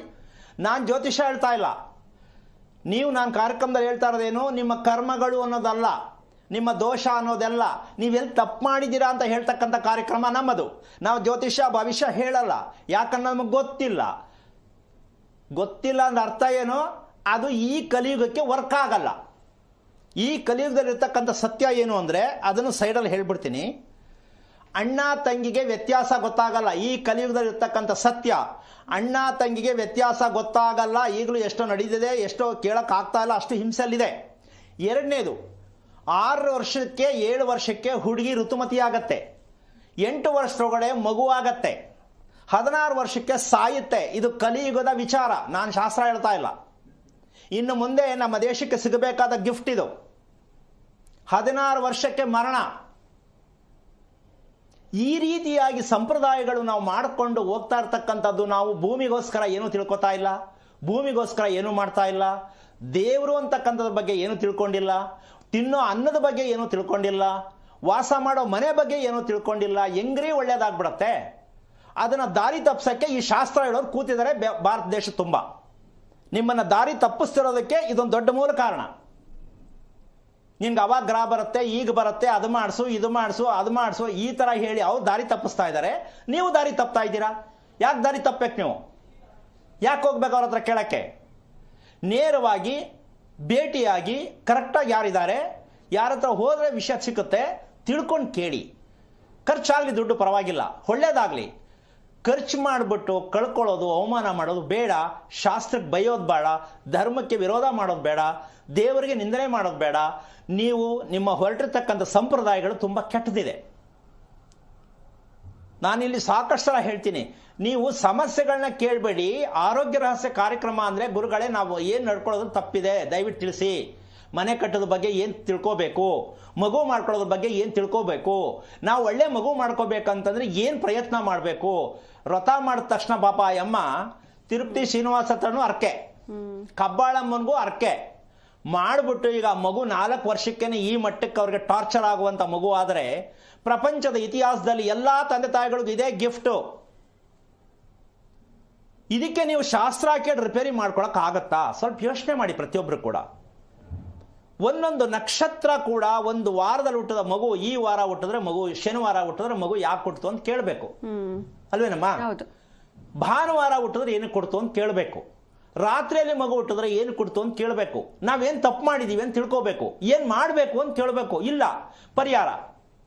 ಈ ಪರಿಹಾರ ಅಂತಕ್ಕಂಥ ಒಂದು ದೊಡ್ಡ ವಿಷ ಇದೆಯಲ್ಲ, ನಮ್ಮ ದೇಶನ ಸುಟ್ಟಾಕ್ತಾ ಇದೆ. ಇದು ಯಾರು ಪರಿಹಾರ ಅಂತ ಹೇಳ್ತಾರೋ ಕೇಳ್ತಿರೋ ತುಂಬಾ ತಪ್ಪಾಗಿ ಮುಂದೆ ಹೋಗ್ತೀರಾ ನೀವು. ಪರಿಹಾರ ಪ್ರಪಂಚದಲ್ಲಿ ಇಲ್ಲ ರೀ. ನಿಮ್ಮ ತಪ್ಪನ್ನ ತಿಳಿಯುವುದೇ ಪರಿಹಾರವೇ ಹೊರತು, ಯಾರೋ ಹೇಳ್ತಾರೆ ನೋಡಿ ಅದು ಮಾಡಿ ಇದು ಮಾಡಿ ಅಲ್ಲಿಗೆ ಹೋಗಿ ಇಲ್ಲಿಗೆ ಹೋಗಿ ಅಂತ, ಅದು ಪರಿಹಾರ ಅಲ್ಲ. ಅದು ನಿಮ್ಮನ್ನ ದಾರಿ ತಪ್ಪಿಸುವ ಪದ್ಧತಿ, ಮೂರ್ಖತನದ ಜೀವನದ ಒಂದು ಇತಿಹಾಸ ಅದು. ಹಾಗಲ್ಲ ಅದು. ಯಾರಾದ್ರೂ ಇಲ್ಲಿ ಕೂತ್ಕೊಂಡಾಗ, ಈಗ ನಾನು ವಿಚಾರವನ್ನ ಹೇಳ್ತಿದ್ದೀನಿ, ಏನು ಮನೆ ಬಗ್ಗೆ ವಿಷಯವನ್ನ ಹೇಳ್ತೀನಿ. ಇಡೀ ಕರ್ನಾಟಕದಲ್ಲಿ ಯಾರೇ ಆಗಲಿ, ನಿಮ್ಮ ವಾಸದ ಮನೆಯಿಂದ ನಿಮ್ಮ ಕುಟುಂಬ ಈ ತರ ಆಗುತ್ತೆ ಅಂತ ಯಾರ ಕಲರು ಹೇಳಕ್ಕಾಗಿದೆಯಾ ಅದು ಯೋಚನೆ ಮಾಡಿ, ಪ್ರಯತ್ನ ಮಾಡಿ ನೋಡೋಣ. ನಕ್ಷತ್ರ, ಡೇಟ್ ಆಫ್ ಬರ್ತ್ ಹೇಳ್ಬಿಟ್ಟು ಕೇಳೋದಲ್ಲ, ಅದಕ್ಕೂ ಮಾಹಿತಿ ಇಲ್ಲ. ಮನೆ ನಾನು ಇಲ್ಲಿ ಕೂತ್ಕೊಂಡು ನಿಮ್ಮ ಮನೆ ಚಿತ್ರ ಹೇಳ್ಬಿಟ್ಟು ನಿಮ್ಮ ಮನೇಲಿ ಹಿಂಗೆ ನಡೀತಾ ಇದೆ ಅಂತ ಹೇಳ್ತೀನಿ. ಯಾರಿಗಾರು ಹೇಳಕ್ಕೆ ತಾಕತ್ತಿದೆ ನೋಡಿ, ಯೋಚನೆ ಮಾಡಿ. ಅಂತಹ ಅವಕಾಶ ನಿಮ್ಗೆ ಸಿಕ್ಕಿದೆ ಅಂದರೆ ಈ ಚಾನಲ್ ಅವ್ರಿಗೆ ಎಷ್ಟು ನೀವು ಥ್ಯಾಂಕ್ಸ್ ಹೇಳ್ಬೇಕು, ಸ್ವಲ್ಪ ಯೋಚನೆ ಮಾಡಿ. ನಿಮ್ಮ ಕೂತಲ್ಲೇ ನಿಮ್ಮ ಸಮಸ್ಯೆ, ನಿಮ್ಮ ತಪ್ಪುಗಳನ್ನ ತಿಳಿಸ್ತಕ್ಕಂಥ ಏಕೈಕ ಕಾರ್ಯಕ್ರಮ ಆರೋಗ್ಯ ರಹಸ್ಯ. ಇಲ್ಲೂ ಪರಿಹಾರ ಅಂತ ಎಷ್ಟೋ ಜನ ತಿಳ್ಕೊಂಡವ್ರೆ. ನೀವು ತುಳಸಿ ಕಿತ್ಕೊಂಡು ತಿನ್ನೋ, ಬಿಲ್ಲು ಪತ್ರ ತಿನ್ನೋ, ಈ ಥರ ಹೇಳ್ಬಹುದೇನೋ ಇನ್ನೂಷ್ಟು ಜನಕ್ಕೆ ಗೆಸ್ಸಿಂಗಲ್ಲಿ ಇದ್ದಾರೆ. ಅದಕ್ಕೆ ಯೋಚನೆ ಮಾಡ್ತಾರೆ, ಹೋಗೋದಾ ಬೇಡವಾ, ಇನ್ನೇನು ಬೇರೆ ಥರ ಹೇಳ್ಬಹುದಾ. ನಮ್ಮ ಹತ್ರ ಪರಿಹಾರ ಪ್ರಶ್ನೆ ಇಲ್ಲ. ನಮ್ಮ ಹತ್ರ ಅಂದರೆ ನಂದಲ್ಲ ಇದು. ಪರಿಹಾರ ಅಂತಕ್ಕಂಥದ್ದು ಅಧರ್ಮ. ಅದಕ್ಕೋಸ್ಕರವಾಗಿ ಭಗವದ್ಗೀತೆಯಲ್ಲಿ ಒಂದು ಪದ ಬರ್ತಾರೆ. ಏನು? ನರಕ ಯಾವುದು ಅಂತಕ್ಕಂಥದ್ದು ಕೋಪ ಅನ್ನೋದು ನರಕ. ಭಗವದ್ಗೀತೆಯಲ್ಲಿ ಮಾಹಿತಿ ಕೊಡ್ತಕ್ಕಂಥದ್ದು ಕೋಪವನ್ನ ದೂರ ಮಾಡಬೇಕು, ನಿಮ್ ಧರ್ಮ, ಮಿಕ್ಕದ್ದು ನನ್ನ ಧರ್ಮ ಅಂತ ಶ್ರೀಕೃಷ್ಣ ಹೇಳೋದು. ಕೋಪ ತೆಗೀರಿ ಮಗುವಿಂದ, ಮಿಕ್ಕದ್ದೆಲ್ಲ ನಾನು ನೋಡ್ಕೊಳ್ತೀನಿ ಅಂತ. ಯಾವ ತಂದೆ ತಾಯಿ ಕೋಪವನ್ನ ತೆಗೆಯಕ್ಕೆ ರೆಡಿ ಇದ್ದಾರೆ? ಹಾಗಾಗಿ ಈ ಕೋಪ ಅಂತಕ್ಕಂಥದ್ದು ನರಕ ಅಂತಕ್ಕಂಥದ್ದು ನಮ್ಗಿನ್ನೂ ಅರ್ಥ ಆಗಿಲ್ಲ. ಈಗ ಕೋಪ ಕಮ್ಮಿ ಮಾಡಕ್ಕೆ, ಕೋಪ ತೆಗಿಯಕ್ಕೆ ಮಾಹಿತಿ ಎಲ್ಲರೂ ಇದೆಯೇನಮ್ಮ? ಇದಕ್ಕೂ ಪೂಜೆ ಮಾಡುವಂತ ಪರಿಹಾರ ಹೇಳಲ್ಲ. ಕೋಪ ಕಮ್ಮಿ ಆಗಕ್ಕೆ ಪೂಜೆ ಮಾಡು, ಶಾಂತಿ ಮಾಡು, ಇದಾರೆ ಬೇಕಾಶನ ಹೇಳ್ತಾರೆ. ಒಂದು ಕೋಪ ಶಾಂತಿ ಪೂಜೆ ಮಾಡಿಸ್ಬಿಡು, ಸುಬ್ರಹ್ಮಣ್ಯಕ್ಕೆ ಹೋಗಿ ಬಂದ್ಬಿಡು ಅಂತಾರೆ. ನಿಜಕ್ಕೂ ಹೇಳ್ತೀನಿ, ಸುಬ್ರಹ್ಮಣ್ಯಕ್ಕೆ ಹೋಗ್ತಕ್ಕಂಥ ವಿಚಾರ ಯಾವುದಲ್ಲಿದೆ ಅಂದ್ರೆ ನಾವು ಆಡೋ ಮಾತಲ್ಲಿ ದೋಷ ಇರೋದು. ವಾಕ್ ದೋಷ, ಸರ್ಪದೋಷ. ಸಿಕ್ಕಾಬಟ್ಟೆ ರ್ಯಾಷ ಮಾತಾಡೋದು, ಜೋರಾಗಿ ಕಿಚ್ಕೊಂಡು ಮಾತಾಡೋದು, ಆಮೇಲೆ ಒಂದಕ್ಕೂ ಅರ್ಥವಿಲ್ಲದ ಮಾತಾಡೋದು, ಇದೆಲ್ಲ ನಾಗದೋಷನೇ. ಈಗ ಇದಕ್ಕೆ ಪೂಜೆ ಮಾಡಿಸಿರೋ ಹೋಗುತ್ತಾ? ಇದಕ್ಕೆ ರಿಪೇರಿ ಏನು ಅಂದ್ರೆ ಮಗು ಮಾಡ್ತಾ ಇರ್ತಕ್ಕಂಥ ಊಟ ಅಲ್ಲ, ನೀವು ತಿಂದಿರೋ ಊಟ. ನಿಮ್ಮ ಸಂತಾನ ಕೆಟ್ಟಿದೆ, ವೀಕ್ ಇದೆ, ದುಮ್ಮ ಆಗಿದೆ, ಬೊಜ್ಜು ಬಂದಿದೆ, ಕಾಯಿಲೆ ಬಂದಿದೆ ಅಂದ್ರೆ ನೀವು ತಿಂದಿರುವ ಊಟದ ಪ್ರತಿಫಲವೇ ಆ ಮಗುವಿಗೆ ರೋಗ ಬಂದಿದೆ. ತಂದೆ ತಾಯಿ ಮಾಡುವ ಊಟ, ಆಹಾರ ಸೇವನೆಯಿಂದ ಮಗು ಹುಟ್ಟುತ್ತೆ, ಹುಟ್ಟಲಿದೆ. ಪ್ರತಿಯೊಬ್ಬರು ಗಮನಿಸ್ಕೊಳ್ಳಿ. ನಿಮ್ಗೆಲ್ಲ ಆಗೋಯ್ತು. ಇನ್ನು ಮುಂದೆ ಮಗಳಿಗೆ ಹೇಳ್ಕೊಡ್ತಕ್ಕಂಥದ್ದು, ಸೊಸೆಗೆ ಹೇಳ್ಕೊಡ್ತಕ್ಕಂಥದ್ದು ಪ್ರಯತ್ನ ಮಾಡಿ. ಮದುವೆ ಮಾಡ್ಬಿಟ್ಟು ಚೌಲ್ಟ್ರಿಲಿ ಮದುವೆ ಮಾಡಿ ಆಲ್ಬಮ್ ಬಿಟ್ಕೊಂಡು ಮನೇಲಿ ಇಟ್ಕೊಳ್ಳೋದಲ್ಲ. ಮಾಹಿತಿ ಕೊಡಿ. ಒಂದು ಹೆಣ್ಣು ಮಗಳಿಗೆ ಏನು ಹೇಳ್ಕೊಡ್ಬೇಕು, ಅಳಿನಿಗೆ ಏನು ಹೇಳ್ಕೊಡ್ಬೇಕು, ಸೊಸೆಗೆ ಏನು ಹೇಳ್ಕೊಡ್ಬೇಕು, ಮಗನಿಗೆ ಏನು ಹೇಳ್ಕೊಡ್ಬೇಕು, ನೀವೇನು ತಿಳ್ಕೋಬೇಕು. ಈ ಪ್ರಯತ್ನವನ್ನ ಮಾಡೋದೇ ನಿಜವಾದ ಸಂಸ್ಕಾರದ ಮದುವೆ ಆಗತ್ತೆ ಹೊರತು ಲವ್ ಮಾಡಿ ಮದುವೆ ಮಾಡ್ಕೊಂಡ್ರು ಊರ್ಜಿತ ಆಗ್ತಾ ಇಲ್ಲ, ನೀವು ನೋಡ್ಬಿಟ್ಟು ಶಾಸ್ತ್ರ ಕೇಳಿ ಮಾಡಿದ್ರು ಊರ್ಜಿತ ಆಗ್ತಾ ಇಲ್ಲ. ಈ ತಪ್ಪನ್ನ ಪ್ರತಿಯೊಬ್ಬರು ಅರ್ಥ ಮಾಡ್ಕೊಳ್ಳಿ. ಶಾಸ್ತ್ರ ಹೇಳೋರು ಹೆಣ್ಣು ಗಂಡಿಗೆ ಹೊಂದಾಣಿಕೆ ಮಾಡಿ ಕರೆಕ್ಟಾಗಿ ಮದುವೆ ಮಾಡಿಸಿದೆ ಅಂತ ಯಾವ್ದಾದ್ರು ನಮ್ಮ ಇತಿಹಾಸದಲ್ಲಿ ಇದೆಯೇನಮ್ಮ? ಒಂದಾದ್ರೂ ಇಲ್ಲಿವರೆಗೂ ನಮ್ಮ ದೇಶ ಉತ್ಪತ್ತಿ ಆದ್ರಿಂದ ಈವನ್ ಟುಡೇ ಒಂದು ಹೆಣ್ಣು ಗಂಡಿಗೆ ಕರೆಕ್ಟಾಗಿ ಮದುವೆ ಆಗಿರ್ತಕ್ಕಂಥದ್ದು ಯಾರು ಇತಿಹಾಸ ತೋರಿಸ್ಲಿ. ನಿಮ್ಮ ಶಾಸ್ತ್ರ, ಗಣಕೂಟ, ಮಾಂಗಲ್ಯಕೂಟ ಲೆಕ್ಕ ಹಾಕಿ ಮದುವೆ ಮಾಡಿಸೋರಲ್ಲ ಪುಣ್ಯಾತ್ಮರಿಗೆ. ನಾನು ಅದಕ್ಕೊಂದು ಸವಾಲ್, ಯಾವುದಾದ್ರು ಪ್ರಪಂಚದಲ್ಲಿ ಬೇಡ, ನೀವಾಗಿದ್ದೀರಾ, ನಿಮ್ದಿದೆಯಾ ಇತಿಹಾಸ ತೋರಿಸಿ. ನೀವು ಬೇರೆಯವ್ರು ಮಾಡಿಸೋದು ಬೇಡ, ನಿಮ್ಮ ಇತಿಹಾಸ ಇದೆಯಾ? ಇಲ್ಲ. ಮತ್ತೆ ಇಲ್ಲದೆ ಇನ್ನೊಬ್ರಿಗೆ ಹೆಂಗೆ ಹೇಳೋದು? ನಾವು ರಿಪೇರಿ ಆಗಿದ್ರೆ ಇನ್ನೊಬ್ರು ರಿಪೇರಿ ಮಾಡ್ಬೋದು, ನಾವೇ ರಿಪೇರಿ ಆಗಿಲ್ಲ. ಹಾಗಿರ್ಬೇಕಾದ್ರೆ ನೀವು ತಿಳ್ಕೋಬೇಕಾಗತ್ತೆ, ನಾವು ಯಾರ ಹತ್ರ ತಿಳಿಬೇಕು ಅನ್ನೋದು ಫಸ್ಟ್ ತಿಳ್ಕೊಳ್ಳಿ. ಅದಕ್ಕೋಸ್ಕರವಾಗಿ ಅಪ್ಪ ಹಾಕಿದ ಆಲದ ಮರ ಅಂತ ಅದ್ರ ಮುಂದೆ ಕೂತ್ಕೊಂಡು ಅದ್ರ ಕೆಳಗೆ ಕೂತ್ಕೊಂಡು ಯೋಚನೆ ಮಾಡಬೇಡಿ. ಆಲದ ಮರ ಕೆಳಗಡೆ ಕೂತ್ಕೊಂಡು ಯೋಚನೆ ಮಾಡ್ತಾರೆ, ಯಾವನ ಬಂದು ಬೈದು ಎದುರಿಸ್ಬಿಡ್ತಾನೆ, ಲೋ ಕುತ್ಕೋಬೇಡ ಕಣೋ ಭೂತ ಇರುತ್ತೆ ಅಂತ ಓಡೋಗ್ಬಿಡ್ತಕ್ಕ. ಈ ರೀತಿ ಭಯ ಬೆಳೆಸುವಂಥ ವ್ಯಕ್ತಿಗಳು ತುಂಬ ಇದ್ದಾರೆ. ಅದಕ್ಕೋಸ್ಕರವಾಗಿ ನೀವು ಮಾಡಬೇಕಾದಂತಹ ಪ್ರತಿಯೊಂದು ಕೆಲಸ ಏನು ಮಾಡಬೇಕಂತಂದ್ರೆ, ಮನೆ ಸುತ್ತೋ ಥರ ಮನೆಯನ್ನು ನೀವು ಕಟ್ಟಿದ್ದೀರಾ, ಬಾಡಿಗೆಲಿರಿ, ಲೀಸ್ಗಿರಿ, ಸ್ವಂತ ಕಟ್ಟಿಸಿ. ಇದು ತುಂಬ ವಿಶೇಷವಾಗಿರ್ತಕ್ಕಂಥ ಮಾಹಿತಿ.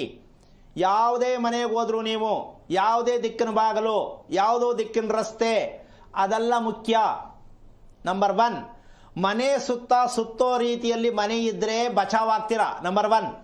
ನಂಬರ್ 2, ದಿಕ್ಕಿಲ್ಲದ ಮನೆ ನಮ್ಮ ದೇಶದಲ್ಲಿ ತುಂಬಾ ಜಾಸ್ತಿ. ದಿಕ್ಕಿಲ್ಲದ ಮನೆ ಅಂದ್ರೆ ಯಾವ್ದು ಗೊತ್ತೇನಮ್ಮ? ಈಗ ಹೇಳದ್ನಲ್ಲ, ಉದ್ದ ತುಂಡ. ಇದು ದಿಕ್ಕಿಲ್ಲದ ಮನೆ. ಯಾವ್ದು ಉದ್ದ ಇರುತ್ತೆ, ಯಾವ್ದು ಅಗಲ ಇರುತ್ತೆ. ನೀವು ಎಲ್ಲಾ ಮನೆನೂ ಇದೇ ಇರೋದು. ಇವಾಗ ಎಷ್ಟು ಜನ ನನಗೆ ಬೈತಿರೋ ಗೊತ್ತಿಲ್ಲ, ಸ್ವಾಮಿ ಎಲ್ಲ ಹಿಂಗೆ ಕಟ್ಟಿರೋದು. ಅದು ಗೊತ್ತಿರ್ತಾನೆ ನಮ್ಮ ದೇಶ ಈ ಮಟ್ಟಕ್ಕೆ ಆಗ್ತಿರ್ಲಿಲ್ಲ. ಸಂಪಾದನೆ ಮಾಡಕ್ ನಮ್ಮ ದೇಶ ವಿನ್. ಆರೋಗ್ಯವಾಗಿದೆಯಾ? ಇಲ್ಲ. ಎಲ್ಲಾ ದೇಶಕ್ಕಿಂತ ಹಿಂದೆ ಹೋಗ್ತಾ ಇದೀವಿ. ಮುಂದೆ ಇದ್ದು ಹಿಂದೆ ಹೋಗ್ತಾ ಇದ್ದೀವಿ. ಯಾಕೆ? ಉದ್ದ ತುಂಡ, ಅಗಲ ಉದ್ದ, ಇದು ಎಲ್ಲೂ ಶಾಸ್ತ್ರದಲ್ಲಿ ಇಲ್ಲ. ಇದಕ್ಕೇನಾದ್ರು ಯಾರು ಅಟ್ಲೀಸ್ಟ್ ಇಲ್ಲ ಸ್ವಾಮಿ ನೀವು ಹೇಳ್ತಾ ಇರೋದು ನಮ್ಗೆ ಅರ್ಥ ಆಗ್ತಾ ಇಲ್ಲ ಅಂತ ನೇರವಾಗಿ ಬಂದ್ರೆ ನಿಜಕ್ಕೂ ಕೂತ್ಕೊಂಡು ಕಾರ್ಯಕ್ರಮ ಮಾಡೋಣ. ಏನಮ್ಮ, ಎಲ್ರಿಗೂ ಅರ್ಥ ಮಾಡ್ಸೋಣ. ಯಾರೋ ಬರೆದಿಟ್ಟಿರ್ತಕ್ಕಂಥ ಪಂಚಾಂಗದಲ್ಲಿರ್ತಕ್ಕಂಥ ಸತ್ಯ ಅಂತ ಜನಕ್ಕೆ ಮಿಸ್ಯೂಸ್ ಮಾಡೋದು ತಪ್ಪು. ಎಲ್ಲೋ ಬರೆದಿಟ್ಟಿರ್ತಕ್ಕಂಥ ಪುಸ್ತಕದಲ್ಲಿರ್ತಕ್ಕಂಥದ್ದು ಸತ್ಯ ಅಂತ ಈ ಕಲಿಯುಗಕ್ಕೆ ತಂದು ಸೇರಿಸೋದು ತಪ್ಪು. ಪುಸ್ತಕ ತಪ್ಪಲ್ಲ, ನಾವು ತಿಳಿದು ಹೇಳುತ್ತಿರುವುದು ತಪ್ಪು. ನಮಗೆ ಅದರ ಬಗ್ಗೆ ಅರಿವಿಲ್ಲ. ಯಾರೋ ಬರೆದಿಟ್ಟದನ್ನು ಹೇಳಕ್ಕೆ ನಮಗೆ ಅಧಿಕಾರ ಇಲ್ಲ. ಕಾರಣ ನಾವು ಅದಕ್ಕೆ ಹತ್ರ ಆಗಿಲ್ಲ. ಅದಕ್ಕೆ ಅದು ಸತ್ಯ ಅಂತ ನಾವು ಒಪ್ಕೊಳಕ್ಕಾಗಲ್ಲ. ಪುಸ್ತಕ ಸರಿ, ಹೇಳುವ ವ್ಯಕ್ತಿ ಸರಿ ಇಲ್ಲ. ಅದಕ್ಕೆ ಪರಿಹಾರ ತಪ್ಪು ಅಂತ ನಾನು ಓಪನ್ ಚಾಲೆಂಜ್ ಆಗಿ ಹೇಳೋದು. ನೀವು ಅದನ್ನು ತಿಳ್ಕೊಂಡು ಬದುಕೋದೇ ಆದ್ರೆ ಮನೆ ಸುತ್ತತಕ್ಕಂಥದ್ದು ಯಾವ ಕಾರಣಕ್ಕೂ ನೀವು ವಾಸ ಮಾಡ್ತಾ ಇದ್ರೆ ನೀವು ಮನೆಯಲ್ಲಿ ಅಭಿವೃದ್ಧಿ ಕಾಣಂಗಿಲ್ಲ, ನೆಮ್ಮದಿ ಇಲ್ಲ, ಸಮಾಧಾನ ಇಲ್ಲ, ಯಾವ ಕಾರಣಕ್ಕೂ ಇರೋಕ್ಕಾಗಲ್ಲ. ಯಾಕೆ ಅಂತಂದ್ರೆ ನಿಜವಾದ ಸತ್ಯ ಮನೆ ಸುತ್ತ ಇರ್ತಕ್ಕಂತಹ ಅಭಿಪ್ರಾಯಗಳು ಚಂದ್ರ ಒಂದು ಕ್ಷಣ ಒಂದು ದಿನ ಒಬ್ಬರ ರಾಶಿಗೆ ಬರ್ತಕ್ಕಂಥ ಜ್ಯೋತಿಷಿಗಳ ಪ್ರಕಾರ ಹೇಳ್ತಕ್ಕಂಥದ್ದು ಒಂದು ದಿನಕ್ಕೆ ಚಂದ್ರ ಇರ್ತಕ್ಕಂಥ ಒಂದ್ ದಿನ 1.25 ದಿನ ಇರ್ತಾರ ಅವರು ಚಂದ್ರ. ಆದ್ರೆ ದುರಂತ ನಡಿಬೇಕಾದ್ರೆ ಒಂದೇ ಸೆಕೆಂಡ್ ನಡೆದು ಬಿಡುತ್ತೆ. ತುಂಬಾ ಶಾರ್ಟ್ ಪೀರಿಯಡ್ ಬರ್ತಾರೆ, ತುಂಬಾ ದುರಂತ ಕೊಟ್ಬಿಟ್ಟು ಹೋಗ್ತಾರೆ. ಅದಕ್ಕೆ ನಾವು ಮನೆ ಒಳಗಡೆ ಚಂದ್ರನ ಯಾಕೆ ಇಟ್ಕೋಬಾರದು ಅನ್ನೋದೇ ಇವತ್ತಿನ ರಹಸ್ಯ. ನಿಮ್ಮ ಮನೆಯಲ್ಲಿ ಚಂದ್ರ ನಿಮ್ಮ ಮನೆ ಸುತ್ತ ಇದಾನ, ನಿಮ್ಮ ಮನೆ ಒಳಗಡೆ ಇದಾನ, ನಿಮ್ಮಲ್ಲಿ ಇದಾನ, ನಿಮ್ಮ ಊಟದಲ್ಲಿ ಇದಾನ, ಡಿಸೈಡ್ ಮಾಡಿ. ಇದ್ರ ಸತ್ಯ ಎಷ್ಟು ಇಂದ ಎಲ್ಲಿಂದ ಎಲ್ಲಿವರೆಗೂ ಬೇಕನ್ನ ನಾನು ತೋರಿಸ್ಕೊಡ್ತೀನಿ.